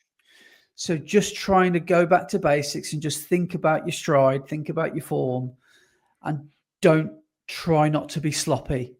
Because that's all you can do, because you don't want to start overstriding, or you don't want to start galloping up a hill, because you'll just ruin yourself, won't you? So that's what we do when we do the hill sessions at club. Actually, all they sort of say is, think about your form, don't sprint up a hill, because it's pointless. You don't need to. That's not what this session is about. So that's what I try and do whenever I'm faced with a hill during a race, is just think about my form. I think that's a great way to look at it. But looking at the results, Worcester have gone through to the nationals as well. So your Worcester A team came 18th overall. Yeah. So yeah. They are putting out an A team, and I even got asked if I could do it. So, I mean, I said no, because I've got a half marathon the day before it. So the day after it. So where are you running? No. So I've got a half next, because it's next week, isn't it? Yes, it's next Saturday. The nationals is Yeah, it's on week tomorrow. The half I'm doing is Tewkesbury half. Oh yes, I remember you saying now. Yes, so that's come round quite quick. So I am looking, because I will race that as hard as I can, but I will, if it goes badly, it goes badly. But I will race it. But so that's why I'm not doing nationals next week. Yeah. By the way, dude, I can just hear your phone vibrating crazily. Is it on the desk? Yeah, sorry. Yeah, it's sorry. I've got it leant against the desk so I can read it and have it just in front of me. Yeah, it's that is because I split all of my runs, don't I, into all different sections and bits and bobs on Strava. Yeah. So when people click and give me kudos on Strava, instead of having one for yesterday's runs, I have about 10. Okay. You got warm up part 1, warm up part 2, warm up part 3. Well, that's what it was like for you last week, because you couldn't stop. Like, you had to keep moving because it was so cold. You did about 4 warm-ups, didn't you? Yeah, I did. Yeah, one of them was chasing you around whilst you were running. Yeah, chasing you up the hill and then going across the other side to then come and chase you into the finish. Good. But no, when you came past me at the end, so shout out to a guy called Max. I didn't get his second name, but Max is a Sutton Coldfield AC runner, and Max was actually telling me all about Sutton Parkrun. Says it's a really good one to do, and he's there quite often. And he, as I said, ran for Sutton. And as we were chatting, I didn't expect you to be in that top cluster of runners. So I was mid conversation with him. I was like, "Sorry, dude, I've got to go." and so I got my camera and chased you into the finish as much as I could. So I realised how rude that probably was. I was just mid conversation and just said, "Sorry, got to go." And he's probably thinking, "Oh, I'm never talking to him again. Never listen to his podcast again." So shout out to you, Max, and nice to have met you. I did the same to several people as well at the start when you were starting off. I was chatting to them and I said, if I run off mid conversation, I'm not being rude. I'm just chasing Andy. That's what I should have said. I was waiting for you because he was mid telling me about one of his favourite PBs this year, and I was like, bye. Tell it to the back of my head, Max. So sorry about that, mate. But should we give a few shout outs to a few people we saw last week? Go for it. Yes. So obviously, Max, good to see you, mate, and nice to meet you. We saw the man, the myth, the legend, Nathan Hampson, who's looking in mighty fine form. Yes, and he was racing Wolves 10K the next day, so he wasn't pushing it at the road relays. But he also said that marathon training's going very well. So that is Excellent. Good news because he's running in London as well. So brilliant. Yeah, well, fair play to you, Nath. Good to see you, mate. We saw Ryan and Hayley, Kenilworth runners, so we saw them, had a chat to them, which was nice to see. We saw Neil Gamble, who's a Western Tempo guy. Yes. He was in their C team, who still smashed everybody. Yeah. Also, he sent us a couple of clips that we can put into the bonus episode of both me and you finishing. So he did. Yeah, thank you for that, Neil. Yeah, cheers, Neil. And saw James Hillier, who I mentioned earlier. I can't remember who he runs for. Sorry, James. I think it's Nolan Dorridge. Is it Nolan Dorridge? I don't know. Maybe it's Solihull? I'm so sorry, James. I can't remember. Good to see you, dude. And we saw the Leggett Lee. We need to mention Lee. Yes. Who again absolutely destroyed. Yes. And he just destroys any course he runs on. And Sutton Park was no exception.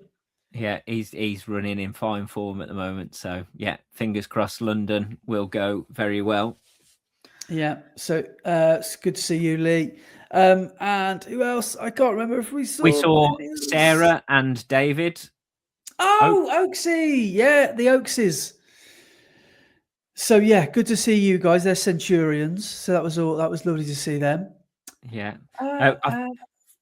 Although he was with you because he's on your team, we've got to give a shout out to Merv, who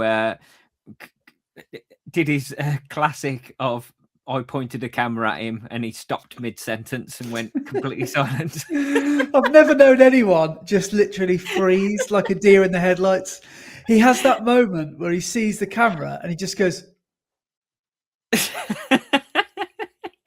he just stops talking.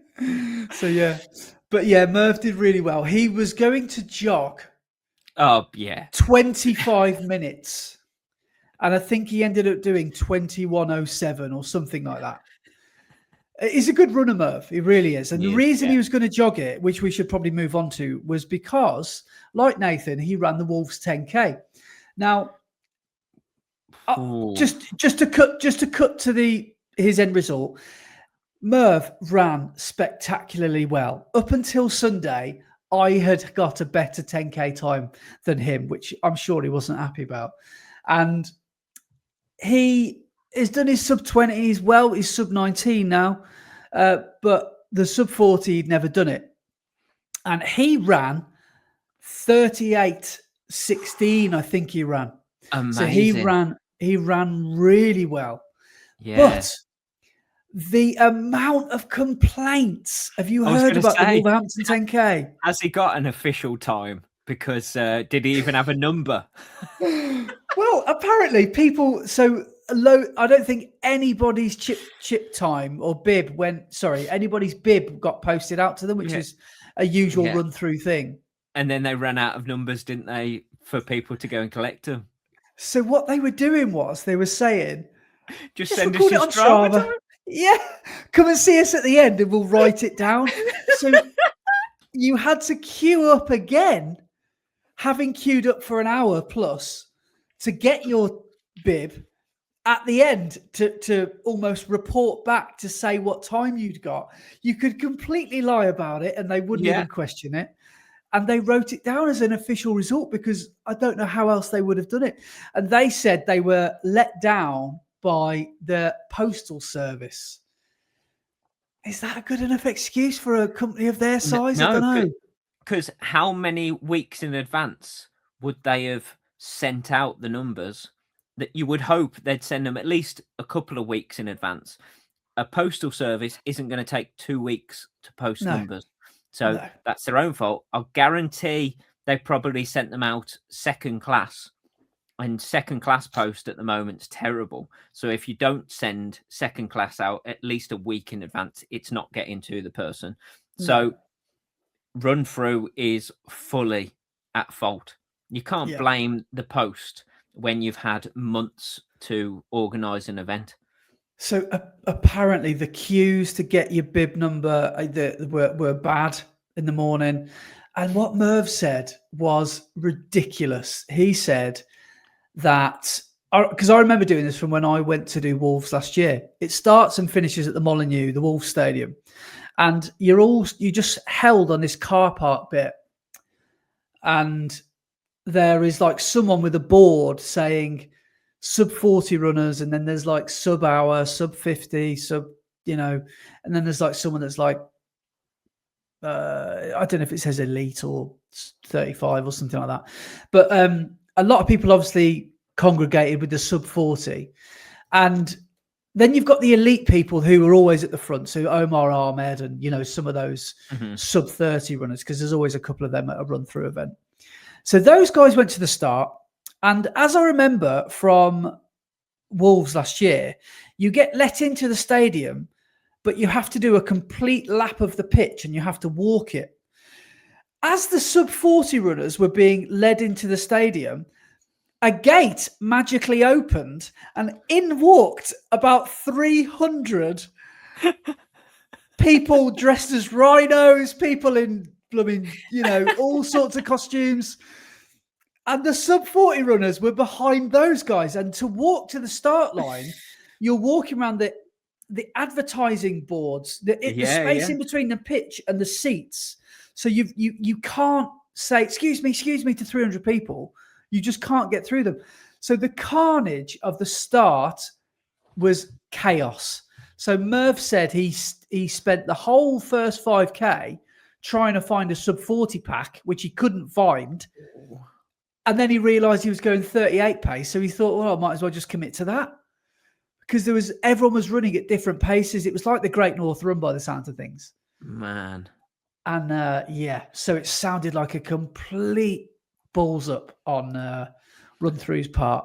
What probably doesn't help is Runthrough have spread themselves so thin now because they've got every weekend they've got 5 or 6 different events happening all over the UK.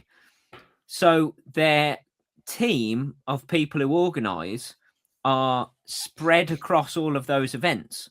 So they have such a small organisation team at each event. Yeah. That then they haven't got the infrastructure to fully do it properly. And I think they've not outgrown themselves, but they've expanded so rapidly. They've sort of spread themselves a bit too thin. So they're not fully having the team of organisers that they need at every race. You find that at quite a few of the races, like the Redditch Half. It doesn't seem like it's the Redditch Half and 10K. Doesn't seem like they've actually sent their like best team out to do it. It seems like it's done on a shoestring budget, and it's just send as minimal amount of stuff as they can to get the event run and then get out of there as quick as possible. It doesn't see it hasn't got the celebratory nature of an event that it probably should have. Yeah. So, some events feel like, that they really are proud of it. And some events that they do, they're like, oh, go on, let's just get the gear up and let people have a run around the park and so we can all go home. Yeah. And for the price they charge now for entries, that's probably not the best business model, because then things like wolves happen. And it just puts a sour taste in everybody's mouth, doesn't it? Yeah, Runthrough is good for, races that are maybe not massively important to you. I don't want to sound bad, but like, just races that you can use. Like, people would go down to Battersea and do, what is it, 6 laps or something, and do a half marathon or something. Or it's not glamorous. It's not really an A race. Well, look at Redditch Half. It's 6 laps of the lake and the woods, which isn't the most positive inspiring of courses. Yeah. But I mean, there are a couple of good run-through races. Oh yeah, there's some great ones. The majority of them are kind of, oh, there's a park there. Yeah, we've got a free Sunday morning. Yeah, we could probably put a race there. So yeah. But have you heard of, someone was talking about this at club last night, and I've heard about this because of listening to Marmcast. I think Andy Goldsby is doing it. The Silverstone. Sorry, just talking of Marmcast, there goes our Runs Through sponsorship if there was ever one on the cards. Oh gosh, yeah. Yeah, it's not going to happen, is it? No. Is the Silverstone 10K, so around the racing circuit. That sounds pretty good, doesn't it? It does, yeah. And there's a couple of people going for a 10K PB there who I know from club. And it's funny because, like, you think of a racetrack and you think, oh, that's going to be fast, but racetracks aren't flat.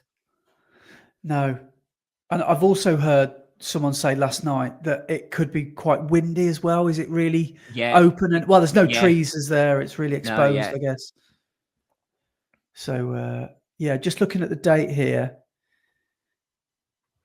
It says there's a run fest in November. Is there not one in the summer? Maybe I'm looking at a different one here. This says it's in November. I thought it was in May or June. There's one called the Grand Prix 10K race. When's that? 6th of May. Silverstone Grand Prix 10K race. Race full, entries closed. Brilliant. Oh, there we go. What a waste of time. I'll do the one in November. Yeah. But someone else that raced last week, can I just mention as well? Yes. It's our mate, Alex Bowden. He did an ultra marathon last week called the Black Country Ultra. Excellent. He finished 5th. Whoa. So I'm just looking at his Strava here. I don't know his official stuff, but he did. Bet he didn't walk that one, did he?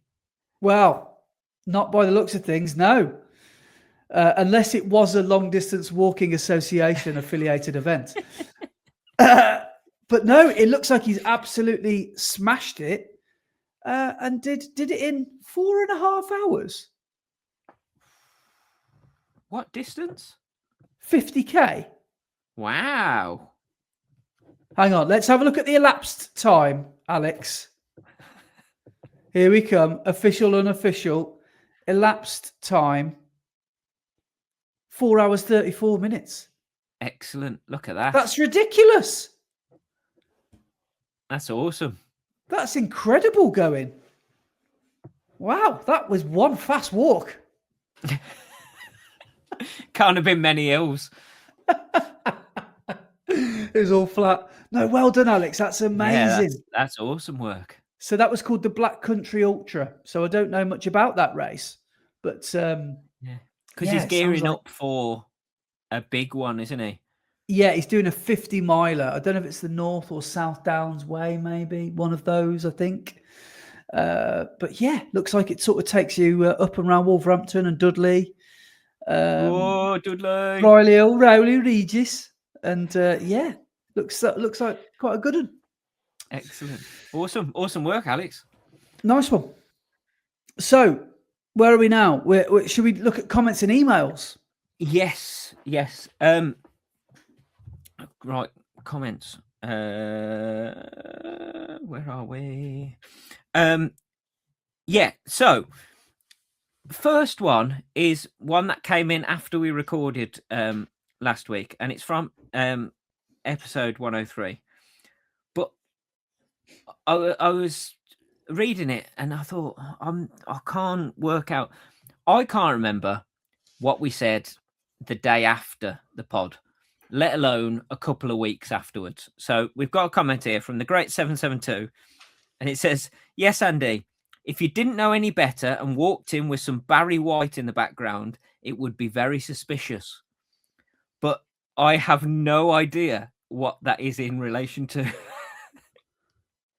I'm sure Barry White. Yeah, I'm sure it's a very good comment and it's quite funny, but my memory is like a sieve. So yeah. I genuinely don't know. No. We'll have to go back and revisit that at some point, but I'm sure it's brilliant. Anyway, from last week's pod,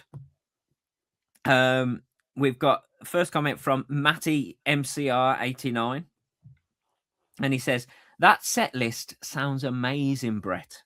Maybe as a celebration of Parkrun in the Red Line, you could do a one-off gig for all the participants with Andy as your Bez, Wooden Medal Mondays style." Wooden Medal Mondays. Yeah, that sounds brilliant. I could just be shaking my shaking my electrolyte mix. Oh, why don't you tell us about the gig last week and how you had to do the quietest gig of all time? Yeah, mate, we got there and we walked in and saw the bar staff and said, "Hi, we're the band," and they went, "Oh yeah, we'll take you through and show you where to set up." And we got to where they were letting us set up, and it must have been about 5 foot square, and we were like, "You do realize we're a full band with a full drum kit, amps, and a full PA?" And they went, "No, we didn't know that." And we were like, "Well, yeah, we've got quite a lot of kit." And they were like, "Well, you could probably spread out a little bit and we could try and move some tables, but we don't want to get rid of any tables because people need somewhere to sit." And we were like, "Okay, we'll squeeze in as tight as we can." So we just won't bring the drums in. Yeah. So we set up and we were like proper as tight can be. And they wanted us to start at about 8:15 and do a set and then do another set and finish at 10:30. So got to 8:15 and we started, played our first song. And as soon as we finished, the landlord came running over and went, whoa. It's way too loud. You've got to turn it down. Can you not turn it down? And we were like, "Not really, no." And they were like, "Have you not got volume controls on your amps, on your guitars?" And we were like, "Yeah, but not on the drums. They're acoustic drums. We can't turn those down. So either we could turn the guitars down, but all you'll hear is drums." And he was like, "Oh, well, we've got people eating next door. We can't have that going." And we were like, "Oh, okay." And he was like, "Well, I don't want to tell you not to play because you're here and you've set up. So, well, we finished serving at 9:00. Could you wait until 9:00 and then just play from 9 till 10:30?" And we were like, yeah, I suppose. So we had to then wait until 9 o'clock. And we had to jig the set lists round and try and put all of the slightly quieter songs and softer songs at the start, and then build up into the heavier ones towards the end of the night. But I just yeah, love the idea of your encore being like Lady in Red or something. Something slow and delicate. Yeah, but it turned out all right in the end, and everybody seemed to enjoy it. So yeah, and the landlord put his thumb up and smiled and went, "That's much better," as we started playing again. So yeah, so it was all good. It was all good. But cool. Yeah, it was an interesting night. Right. Next is from James Phillips, and he says, "Hi guys, yet again another great podcast. You kept me company on my 16-mile London marathon run. Awesome. Week 12 completed. So only a couple of weeks left. Brett, I like your choice of songs. Have you both thought of doing a Run in the Red Line running playlist for Spotify?" We haven't, but it's something we could do. And we could probably get loads of the songs that we talked about from the 90s and put together a Run in the Red Line 90s yes playlist, which would be good, wouldn't it? And all these song titles that are the episode names could go on them. Ah, yes. Yeah. Although some might be dubious because I just go by song title rather than artist and what the actual song is. Yeah, fair enough. So, Ian says, "I look forward to the next one. If you could make it about 3 hours, as I've got a 21-mile run to do." Yeah. Yeah. Easy. But yeah, we could look into that actually. I don't use Spotify myself, so do you use Spotify? Yeah. Yeah, you might have to put it together. I'm an Apple Music guy. I've never had a Spotify account, so yeah. Do you get so I don't speak Apple really, but if you've got an iPhone, you don't get that included with your Apple? No, it's a paid subscription, Apple Music. Yeah, so it's the same as Spotify, but yeah. Fair enough. Yeah. Okay. But I get it as part of a package, so I get email storage, so like iCloud storage, Apple Music. What else do I get? There's a couple of other things. It's called Apple One, and you get several different things all together in the package. Right. Okay. Right. Next one's from good old Leggett Lee. Yes. And he says, "Good morning, gentlemen. Great pod as usual, and it was great to see you both at the road relays. Great running from both of you. Cheers for the shout out. I appreciate the love. Just for the record, I went through 10K in 35:55, a 51-second PB within a PB. This was when he ran his half marathon at Gloucester. Yeah, wow. So we went through 10K in 35:55, which was a 51-second PB. See you guys soon. Stay dangerous." Yes. So awesome. That's incredible, Lee. It's so good. And then last one is from Ian Booth, and it is hashtag. And can you do the thing for new footwear? Okay. Shoes news. Excellent.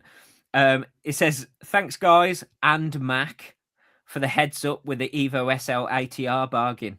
Went online to check if the deal was still on and managed to grab the last pair in my size with a gorgeous orange, red and pink colorway for under 75 quid. Amazing. Perfect for those runs down the canal paths." Yeah. So yeah, amazing. Awesome work, Ian, to grab the last pair. But there we go. That is our comments for the week.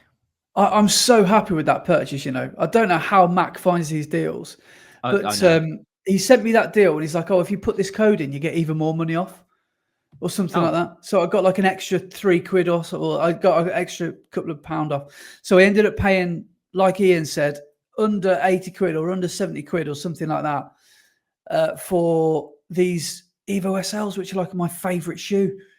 I wore them this morning on a trail, and they do hold up really well as trail shoes. That's good. On fairly firm trails, anyway, not really in the mud. Yeah. but they're perfect. Like Ian says, down the canal, they'll be absolutely perfect because you can wear, decent everyday shoes on the canal on anything but tarmac, but you worry about the longevity of what the hard packed trail is doing to your outsoles. It could be just slowly destroying them. Like people, for example, right, if you're doing a lot of you listening to this will be in your peak weeks. If you're thinking of doing your 30K run or your 22 mile or whatever it is in your race day shoes on the canal, just consider the surface of what you're running on and running in. For example, if you're running on Alpha Flies, that's why I did the Wainwright loop, because it's 100% tarmac. It's all on pavements and roads, because I knew there'd be no jaggedy, rocky stones. Yeah. So if I run on the canal in Alpha Flies, they could be ruined by the time I get them out of the box for the marathon. Yeah, I was having this sort of conversation with a few people in my comments from my latest training video, because I asked about the Evo SLs, because at the end of week 6, I was just about to hit 400 mile in my orange Evo SLs, and my new red wovens were on their way. And I said in my video, like, how far do people take their Evo SLs? Because I'm thinking of taking my orange ones to 500 mile, but what are people getting? And I had a few different comments where people were saying, yeah, I take it up to about that because I don't want to risk going past that. They feel good still. They probably could do more, but don't want to risk it. But then someone said that they struggle to get about 200 mile out of a pair of Evo SLs because all the outsole starts to wear away at the front. Right. And it's because they're more of a 4-foot striker. And I said, that's a bit odd. They should probably get a bit more than 200 mile out of them. And then they came back and said, but problem is, I run down by the coast quite a lot. So there's a lot of sand all across the roads everywhere I run. So basically, they've got a sandpaper effect going on. So every step they take, they're wearing away more of the outsole than they would if they were somewhere different. So they're having less longevity out of their shoe because of the surface that they're running on. Yeah, it makes sense, doesn't it? Just an abrasive kind of thing to run on. Yeah. And that's why I worry about the Alpha Flies, because they're great shoes, but for how long? Yeah. So that's why I think you've got to be careful in your race day shoes how many times you're going to take them out before you racing them, because you want to have broken them in, because out of the box, not every shoe is always ready to go. A lot of the shoes sometimes peak at about, I don't know, 30 mile, don't they, or something like that. Yeah. But yeah, so Alpha Flies have not got a long shelf life, and we all know that. Yeah. Shall we go through to emails? Yeah. Now, one we are going to start with, which is a slightly different one. I'll just get to it and read it out. So this one is called Second Stride. Hi both. Hope you don't mind sharing your thoughts on the pod, and ask for some opinions from your clan of dedicated listeners. I've been working on this for some time, but I am soon going to be launching a website for us obsessive runners. The website is going to be split into 3 sections. First one being a rent a pair of running shoes for a day/week, perfect for a last-minute race or Shoe Geeks heaven, to try out models from all our favourite brands without the overhead costs. This will probably be released as more logistics need to go into it. And he says a lot of effort will go into making this viable, but I think for the real enthusiasts, it could be a real game changer. Can we finally get Brett in a pair of Asics or Sauconys? Oh, I don't know about that. It's not going to happen, I can tell you now. Second, being a platform for people to upload and sell buy gear, their own secondhand running gear. Basically vintage, but without the mass amounts of junk and scammers. The price of shoes/running clothing from premium brands is only going one way, and hopefully this can alleviate costs for some great quality gear in pristine condition. Third section will be a general platform for anything run related, chats, race reviews, bib reselling. Cheers, gents, for the best pod about. Welcome for any suggestions. I'll be in contact when we are ready to go live. Oh, excellent. Thank you very much. Who's that from? Their name has been withheld. It's just Second Stride. Oh, anonymous Second Stride. Yeah. Cool. So I guess that's what their website will be called. That's it. Yeah. So the first bit sounds like Netflix before it was the massive thing that it is now. Can you remember when Netflix first started? Oh, lovefilm.com. Yeah, and you when mailed away. Out, you mailed away for a film, and they sent it you in the post in a normal little envelope on a disc. Yeah. You watched your DVD, and then you posted it back to them. Is that going to be what it's like with shoes? That film that you rented, I remember doing that in about 2005 with There Will Be Blood, Daniel Day-Lewis, one of my favourite films. And I don't know if that DVD had been, because it did jump. You remember when a DVD used to scratch? I don't know if that DVD had been in one DVD player before mine or 1,000. Yeah.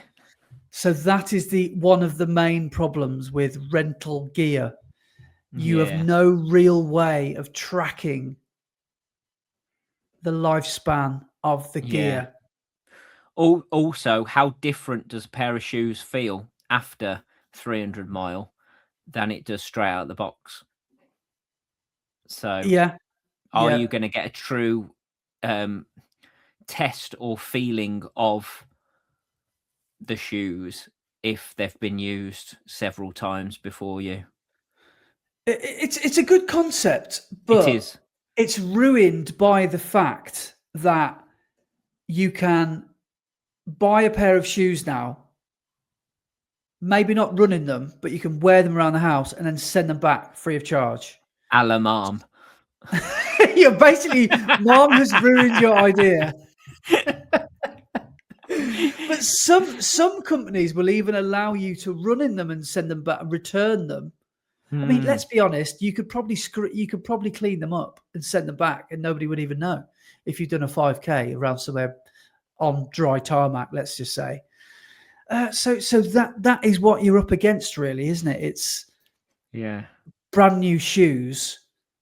Do it like when you buy a pair of new shoes now, and no shoes you ever buy are brand new because you get the box has been absolutely ransacked. And you think, are these just mom's shoes that he's sent back and I've had his? It's got some sock fluff around the edge where somebody's tried them on. Yeah. If you were a forensic scientist, you could probably know exactly where they'd been. But that's that would probably be a good idea in theory, but whether you can get people to, I suppose it's a bit like the Brooks try-ons that they do at Parkrun. Parkrun. What is going on with my Parkrun Burgundy? My Christmas today?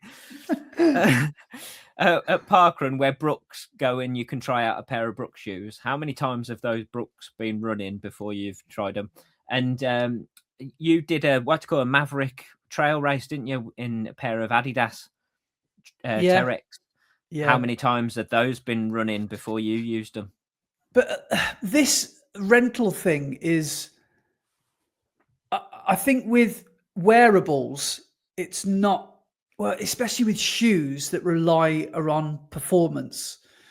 That's where the issue happens, really. Because for example, in photography, I've rented gear before and it has saved my bacon. Like, it has been the best way. Because, I've rented a lens worth £1,000 for 30 quid for 5 days. Yeah. And an unbelievable value. But a lens that's worth £1,000 is going to take exactly the same photo on the first photo it takes as it does on the 10,000th photo it takes. Yeah. It's not going to wear away a lens. Whereas a shoe with an outsole and a midsole is going to wear away. Yeah. And that's the issue, isn't it? Yeah. That is the issue. Yeah. The second part as well, which was the bit about the vinted and less of a. I don't know how you can vet buyers, because I mean, let's say this website does well, and we hope it does. Yeah. Eventually, it will start to gain popularity. Yeah. And then you'll start to attract the scammers. Yeah. Because but I think if you set it up so everybody has to register to be on the website, and they have to register specific things about them to identify who they are before they're allowed to sell, that then sort of saves the buyer against scammers, because they can instantly take up a dispute about it, and the website will know who sold it and all that sort of stuff. Well, one thing I would say, I don't know how you incentivize people to do this, but I saw this on Dragon's Den, actually. I thought this was a really good idea. So with somebody went into the Dragons and said, my idea is for parents who have got children that are growing up really fast and getting through clothes. You can rent a child. You can rent a new child because you're sick of the one you've got. You can send yours away. You can. We've created this space where, or they've created this space where it's like a, not like a jumble sale, but you can go online, you can see what stock is there, and you can take what you want within a certain price bracket, all dependent on the tier subscription you do. And I think that might be a better idea. So, but to get your money's worth, but the thing is, I don't know how you stop people being a take kind of, because otherwise stock will go down so quickly. You have to rely on people donating stuff into the system to then, but that might be a better way to do it than to get the Vinted style, because you're not going to beat Vinted. It's like trying to create. Well, then again, I don't know how Vinted have found a space on the market, because it's essentially eBay, isn't it? But they have. They've kind of just, but they charge the buyer, not the buyer. Seller. And I think that's why Vinted took off so much. Yes, because it protected the seller more, because eBay sellers get absolutely done all the time by people buying their stuff, and then when it arrives pretending it's broken and opening a dispute, and then keeping the new thing that they've bought, and then the seller gets absolutely done and doesn't get any money, because they basically get their money taken back off them as a refund. And it's also the gamble of paying to list something and it might not sell. Yeah, it's just less of a risk for anybody wanting to sell something, even if it's worth a few quid. So that now the bit of the website I do think has got legs is the bib reselling thing. Yes, if you can somehow make that above board, and not only above board, but if you can make that legal and The only issue with that is some races you would have to get the permission of the race to be able to resell the bib. Yeah. But as I said, if you make the registration for the website quite secure, so you have to actually clarify who you are to get on the website, the whole selling section becomes a bit more safe, doesn't it? It's where you can just make any old profile with any old information. That's when it starts to become scammer heaven, because you haven't actually got to prove who you are. You can be anonymous. Yeah. So I think that's the main thing about it, making it thorough enough so it's so it's safe. Yeah. Well, that was a good email. Thanks for that. It was lots of talking points, and best luck with the website when it does launch. But moving on now to someone who's written in before. This is from Michael. And Michael Ager, I hope we're saying his name right, Ager, he said, "Dear Andy and Brett, I've emailed in the past and love the pod and your individual channels. Well done, Andy, on Seville, and good luck to you, Brett, getting to London Marathon." Excellent, thank you. It was actually Mom that said his top 3 YouTubers and said, "Cheers, guys." Or what did he say to you, Brett? Do you remember he listed me, Mom, and someone else? It was like, "Anyway, Brett, you've got a great personality. Cheers, guys." Bye. Honestly, Michael, that absolutely killed us. That we fell about laughing with that email. That was brilliant. But anyway, he said, "I'm just sending a pic of me from Saturday, the 28th of March at Parkrun at Eaton Park in Norwich on my regular Parkrun." Now here we can see Michael standing proud as punch in his Parkrun gear in what looks to be, in front of Eaton Park in Norwich. It was my 450th Parkrun. Wow. And the volunteers gave me a shout out at the briefing, which was nice, if not a little embarrassing, as nearly 600 people were there. I did a time of 28:24, which is my 7th consecutive 28-minute parkrun after having a tricky winter with my times. But as most people who know me there know that I don't like the actual run. I just like the social side before and after. Amazing. I go to parkrun, but I hate the run. Yeah, I'll go for the park, not the run. Lovely stuff. Amazing. That's says, awesome, Michael. Anyway, guys, keep up the good work, Michael. Nice one, Michael. And well done. 400 of that. That's years and years and years dedicated to this it's thing, about isn't it? 9 years, isn't it? If you go to pretty much everyone during the year, it's about 9 years, because the most you can do is 52, isn't it? Yeah, that's quite an impressive haul of Saturday morning. So yeah, Michael, congratulations. That's quite a milestone. The next one here is from Robbie Adams, and he says, "Hi, Brett and Andy, loving the podcast as always, and wanted to ask yourselves or anyone who listens if they have ever ran the Isle of Wight Marathon. We're running it in October and I've only found one YouTube video of the marathon. It looks really cold and lonely. It's a small marathon with only 400 runners, but having looked around, it's one that really appealed to me. I love trail running. We live by Cannock Chase, so being myself along parts of the course, being by myself along parts of the course is something that I'm used to.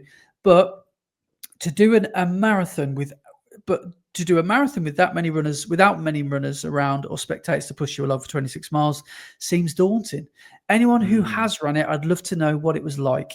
P.S. And please don't be offended, Andy. I love that you walked up the hill in Ironbridge. Oh, no, don't be. I'm not offended by that. And then you posted the footage. It's why most of us love you, both yours and Brett's content. You're just normal blokes who post real stuff. I've only gone sub 1 hour 40 once in my life, and you did it walking. Keep up the good work and good luck to Brett in London. Cheers, Robbie. I didn't walk the Ironbridge half marathon. I just filmed the little bit that I did. But I was thinking about this the other day, right? And it's when us runners say, you know, I'm disappointed with my 1 hour 40 half marathon. I'm not disappointed with the time. Yes, I am, but of course, because it's the time that I'm saying I'm disappointed with. But it's more than that. I'm disappointed with my effort and my performance and my approach to it and my overall execution to it. And let's say you've done a 2 hour marathon and all of a sudden you run a 2 hour 30 marathon. You've by your standards, you've had a stinker. But then the guy behind you says, well, I'd love to run a 2 hour 30 marathon. What are you moaning about?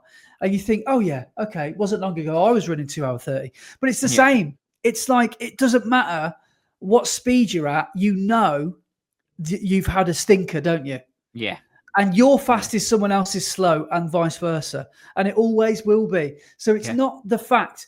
People always say to you, oh, you're 21 minutes at Parkrun. That's really good. You shouldn't be annoyed at that. It's like, yeah, but that's like 20% decrease in effort or something where I should be, or something like that. I should be way faster than that. And I have been in the past. So I'm not slagging off 21-minute 5K runners. It's my approach to it that I was. Yeah. But anyway, You know what I mean? We all know what I mean. Yeah. But yes, the Isle of Wight Marathon. Never heard of it. No, I hadn't either. I now want to do it. Sounds really good. I honestly, and maybe I'm in the minority about this, but lonely, not well supported runs with few runners on the course sounds like a dream to me. Sounds all right. Doesn't sound that bad to me, because I quite like the idea of solitude. And I mean, let's be honest, it's probably not the fastest marathon in the world, which is why we don't know a lot about it. But maybe it'll, if you flip it, if you flip it on its head and say, well, maybe it'll give you more of a chance to enjoy the scenery a little bit more, be alone with your thoughts a little bit more. Yeah. It's going to make it harder to race it, isn't it, when you're on your own? That's the problem. Yeah, for sure. Because you'll see someone in the distance, like a mile ahead, and that's the person you'll have to try and reel in. But yeah, I don't know. I don't mind those kind of runs. But yeah, as Brett said, it will make it slightly harder to race. So it depends what your angle of attack is. Are you going there for a time, or are you going there for a good time? So yeah, that's up to you. But if you've run the Isle of Wight Marathon, then please do get in touch. Yeah, let us know. The next one I wanted to read out is from Rob Scott, and he's written in and said, "Hi guys, on the topic of Wilmslow half from this week's pod, I also ran it, hoping to improve my PB. Improving my PB by 35 seconds to 19:52. Sadly, missing out on my target of beating Andy's PB. The course is undulating, not flat, but there is nothing that you would call a hill, just a series of short rises, mainly in the back half. With proper pacing, I'd say it's one where you can run fast, but I learned a few lessons on the day. I went through 10k in 41:50, which is 1:28 pace, before fading badly. My watch was showing km splits of 4:05 to 4:10, but passing the km markers and doing some basic maths, I thought I was barely holding on to the 4:15 pace for a sub-90 finish. By 16k, I was really struggling, and I didn't exactly give up, but lost a bit of motivation. It wasn't until the final 2k where I realised sub-90 had gone, but I could still grab a PB. Although GPS is never 100%, maybe I should have trusted the watch a bit more, as I think with even more pacing, I might have come close to a sub-90. Andy, please don't run 1:26 soon, as I'm not sure I've got another 4 minutes in me right now.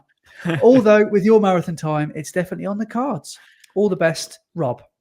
Awesome. Nice one, Rob. Great work as well. Yeah. PB is that's a big PB though. 35-second PB. That's not to be sniffed at. That's a really good performance. So very well done. Yeah, definitely. Yeah, I think the answer there is manually splitting. Yeah. But that all depends on whether the mile or kilometer markers on the course are correct. Yeah, they could be in the wrong place. For example, I always find with run-through races, they're always on a lamp. They're always on a lamppost. It's like, well, that's convenient, isn't it? Because they're on the closest lamppost to the mile marker. Yeah. What about if that lamppost is, I don't know, 100 meters away? So. Yeah, it's sometimes difficult. An event like London Marathon, you can guarantee that the mile markers and the 5k markers are going to be in the exact places. But yeah, when they're just thrown up onto lampposts, it makes a bit of a difference, doesn't it? Yeah. In the Isle of Wight Marathon, they just put them on sheep. So yeah, all the best with that one. But yeah, nice one, Rob. Seriously well done. And keep chasing me. I love the chase. Chase me. Our last one is from Rob Dronzek. It says, "Hi Andy and Brett, I've been listening for your podcast for a long time now at work, catching up slowly but surely, listening to 3 or 4 episodes a day. Yes, I work long shifts. You have both been keeping me company on my training runs, offering lots of helpful tips along the way, as well as a lot of laughs. Favourite being having a stroke, but I would still be okay to drive, lol. I eventually built up the courage to take on a half marathon at Heaton Park this weekend. It was very challenging course, very hilly laps, and not the cleverest choice, but I went for it. So despite different challenges, including dog walkers, a 10K joining us after a couple of laps, and me running towards the finish line, putting my foot down, only to realise I had another lap to do. So I had to about turn and try and catch my nemesis, who didn't have a clue he was my nemesis. I eventually battled through the rain to get a PB, all the while listening to you guys, knowing that I had to finish before your podcast did not get to get a PB. I'm not the fastest. Luckily, your podcast goes on a bit, so it gave me enough time to finish. Cheers for all the laughs and the training tips. Look forward to listening to more of you pair chatting shite from aliens to the very vast 90s hits and films and everything in between. Great work on the pod, guys. Just gutted that I can now only listen to one a week. Now I'm all caught up. P.S. On Andy's advice, I bought the Puma Velocity Nitro 3s. Blooming hell, that must be an old episode. Velocity Nitro 3s. So bigging them up, I thought, yeah, sound. I bought myself a pair, and I haven't heard you mention them since the other 20 odd pairs that you've bought. So cheers for that. They're all right, I suppose. I think my next purchase will be the Evo SLs that you both seem to like a bit more. Thanks, Rob from Utoxeter near Alton Towers. Well, Rob, I think I bought the Puma Velocity Nitros in June 2024. So that is probably about 80 episodes ago. So that's probably why I haven't worn them a lot lately. But they were good, as I remember. But I think since then, some new shoes have come out and just blown them out of the water. Yeah. It's amazing how shoe technology has advanced so quickly now over the last few years. It's getting better and better, isn't it? Yeah, but they're still a decent shoe. You'll still get 500 mile easy out of those Velocity Nitro 3s. They're a good shoe, and hopefully they'll be a good servant to you as they were to me. Yeah, I am very tempted by the new Adidas Hyper Boost Edge. Are you? Yeah, I'm very tempted by those. So when they come back in stock, because obviously they did a limited release again. Killer. And added this was something that was strange as well. Adidas website, they did a raffle, so you had to enter the raffle to be able to buy them, and you only could buy them if your name got picked out. But on the Adidas website, they were 170 quid. Really? Other websites had them, but in short supply, so a limited release. But on all other websites, they were £180. Really? Which is strange. So why were they more expensive on like sports shoes and Start Fitness than they were on the Adidas website? Yeah, you'd think Adidas are more expensive, wouldn't it? But, yeah. I've just remembered I've written a quiz for you. Oh yeah, we've still got the last segment to do, and also I just wanted to quickly. I wanted to ask you a question about my training, because we haven't even talked about it. No, but this week I am currently on 73 miles for the week at this moment in time. Yeah.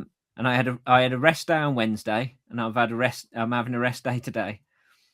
73.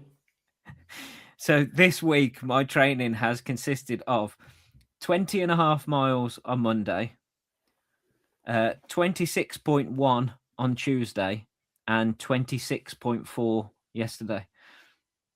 Wow, that's big miles. Yeah. So I've made it so I can do a nice 10 miler on Saturday, ready before my biggest session of the block on Sunday. I think you might have made the podium. You're already 23k clear of Billy the Fish and Ryan Gowan this week. You're a half marathon ahead already. But what was I going to say? So for my biggest session of the block, I I am going to do my usual 20 miler with 5 mile blocks, slowly progressing in pace as I go through those 5 mile blocks. But I was trying to work out what sort of paces to try and hit. Now, if I start at about 7-minute miling and then knock off 15 seconds for the next 5 mile block and do 6:45s, knock another no, it wasn't 15, 10 seconds basically, maybe, and end up on the last block at 6:26s, which is my target marathon pace. So slowly progress down to that. I then did some maths and did some calculations, and my average pace across the 20 miles will be slower than my average pace from my long run session 2 weeks ago. So from my last big session I did, where I went down to the lake and did the 4x3 miles, I ended up with an average pace of 6:33 a mile, which is basically last year's marathon pace. Over that 19 mile. But if I start at 7-minute miling and go down to marathon pace in this 5 mile blocks, my average pace will be about 6:40. Which is slower than my session I did 2 weeks ago.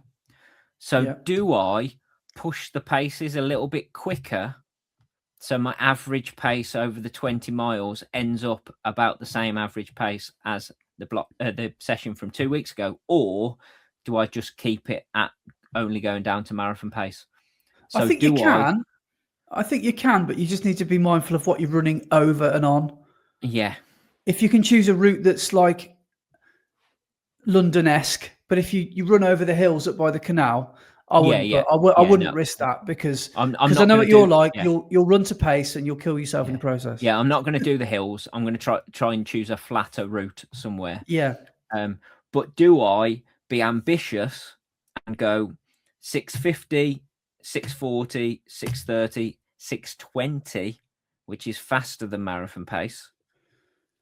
Or do I just go down to marathon pace and end up with a little bit slower average pace for the session? Having slagged off for about half an hour coaches and coaching apps that tell you to run faster than marathon pace on long runs, we probably shouldn't advise you running faster than marathon pace. But no, but it's a bit of a confidence booster, isn't it? Yeah, and on my training session 2 weeks ago, that Sunday block, the slowest marathon pace mile I ran across those 4 times 3 miles was a 6:20. Slowest. We all know you're going to do it. We all know that you're going to. No matter what I say, you'll just do your own thing anyway. Yeah. No, but I think you can handle it because you're on good form. You seem to have overcome the worst of your knee problems and all, and hopefully the Achilles can hold up and stuff. Yeah. Why not? Just go for it. You've got a couple of weeks to recover. Well, I'm thinking it. Yeah. If I can handle 6:20s at the end of a 20 mile block on Sunday, when it comes to London, I'll still go out at 6:26 a mile. That's the pace I'm going to start the marathon at, no matter what. But if I've got that confidence in my head that at the end of my biggest training session, I could get down to 6:20s. Hopefully, when I get to the end of London Marathon, I'll get to that last 10K. Can I then cut it down faster? So, yeah, it's only a hair faster, isn't it? It's not like it's 10K pace or anything. It's no. It's 6 seconds a mile. So I think that'll be. It's a couple of seconds a K, isn't it?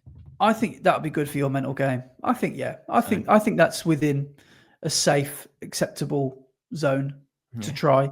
And you can always pull it back to marathon pace, can't you, if it feels too hard? Exactly. That's the thing. That's the beauty of a training session, is it doesn't really matter that much. Yeah. I can pull it back if I'm not feeling great. So yeah, exactly. Yeah, you should be fine. Yeah. But yeah. Yeah. Should we quickly go through your Your quiz. Right. Yeah, come on then. I think it is one of the easier ones I've ever done. Oh, Okay. okay. I think you'll not only get 5 out of 5, I think you'll get the connection quite quickly. Okay. Question 1. And there is a connection. Okay. In Shakespeare's A Midsummer Night's Dream, what does Bottom get transformed into by the character Puck? A horse. Oh, no, sorry, an ass. Not a horse, an ass. Okay, remember that. An ass. And I played Bottom in Midsummer Night's Dream when I was at school. Did you? Yeah. I played Puck actually. I remember. Oh wow, you turned me into an ass. Yeah, that's not hard. Right, question 2. I will do on this quiz. Question 2. What is something you put on a cut? Plaster. Or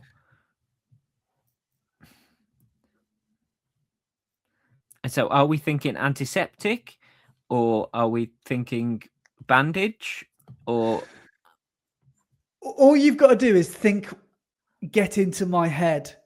So, that all will become clear. okay. Question 3.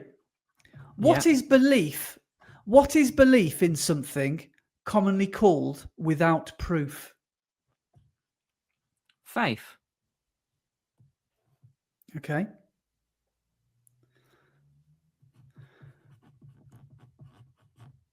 Question 4.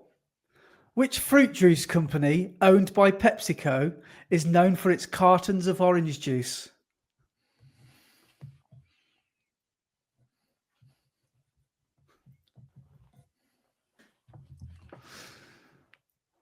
Tropicana. Okay. You're smiling. Okay. Yes. Okay, hang on. I've got the connection. It's all good. Okay. Question 5. What last word does William Wallace cry out in his death scene of the 1995 film Braveheart? I'm not going to do it in the style of Mel Gibson and William Wallace. I'm going to do it in the style of The Connection, and I'm going to go, freedom, freedom. Yeah, it's George Michael songs. Yeah. We've got Freedom, Club Tropicana, Faith, but I'm stuck on the other two. Ass.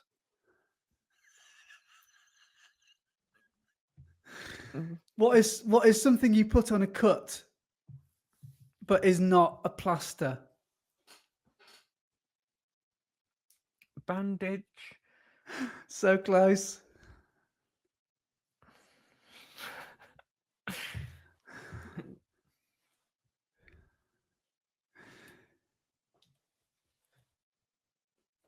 The first word is correct that you just said.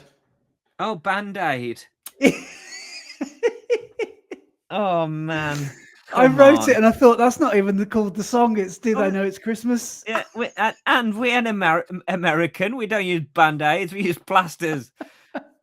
That's George Michael's number 1 hit, Plaster. and finally, can you get the Shakespeare one? Is it a play on Fast Love? No. Do you remember a song he did, a duet in the 90s with Mary J. Blige? I think it's actually a cover of a Stevie Wonder song as well. Oh, yeah. It's called As.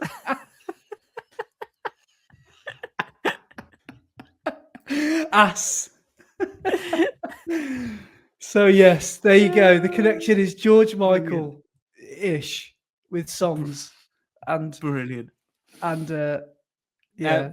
Can I ask, was the Band-Aid ChatGPT, and that's why it said Band-Aid? Correct. Well, the one question I couldn't get an answer to, and I had to go with Faith.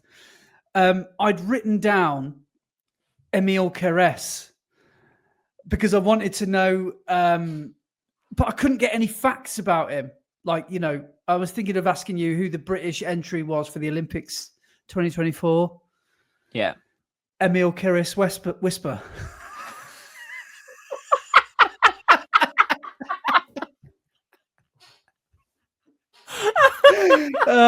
So I didn't put that in the end. I wish I had. Yeah.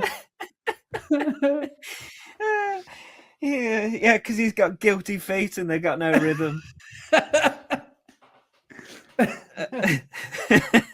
You know, he's not a fool. Brilliant. Love it. Love it. Excellent. Thank you very much, Dish. Right, there you go. That's March's edition. Happy Easter all.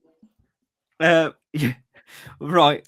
Last thing to do is the Strava segment.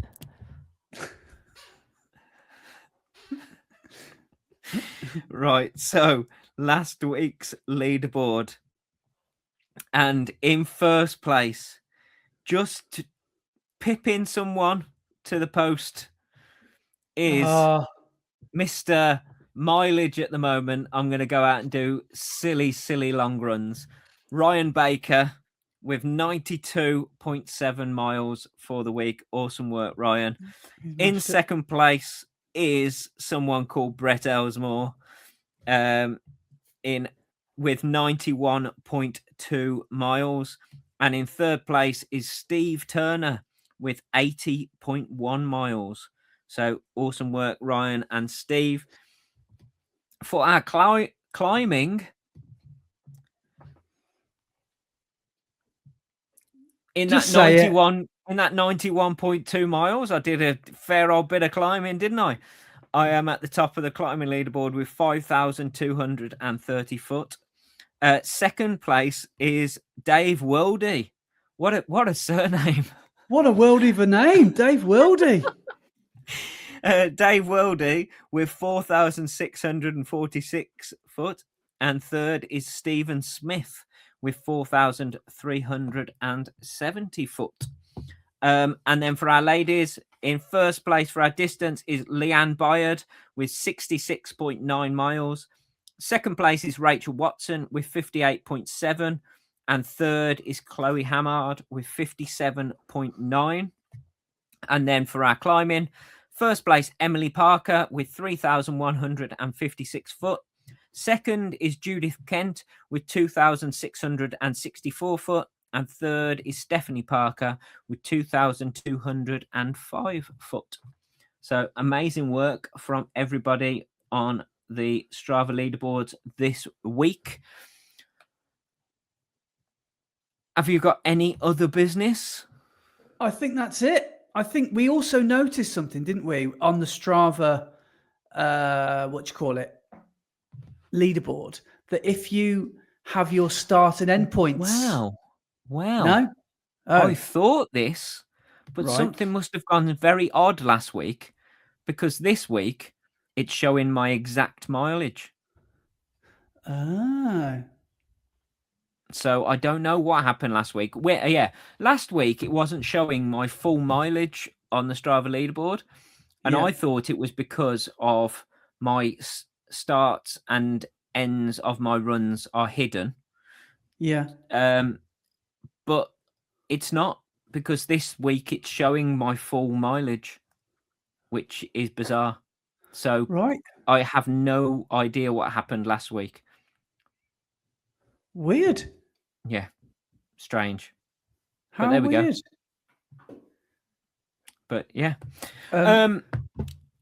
What I did want to say is, if you are listening to this on Spotify or Apple Music or Amazon or wherever you listen to your podcasts, jump on over to YouTube and go and give us a subscribe. We need it. In this last week, we lost 2 subscribers and then gained 2 subscribers. So we are still on exactly the same amount because we lost and gained. But yeah, go and give us a subscribe on YouTube. Let's get us up to that magical 1,000 subscribers. For when Brett does when Brett does London, let's get to 1,000. Can you imagine that? Imagine the fiesta. Imagine the party. So, go over. If you haven't subscribed yet, go and give us a subscribe. If not, and you are already a subscribe, thank you very much. And also, if you haven't already, give us a follow on your podcast platform of choice. But yeah, we appreciate every single last one of you, even if you've listened to 5 minutes or you've listened to 50 hours. We really appreciate it. So yeah, thank you very much. Yeah. And we shall see you next week. Cheers, guys. See you later, guys.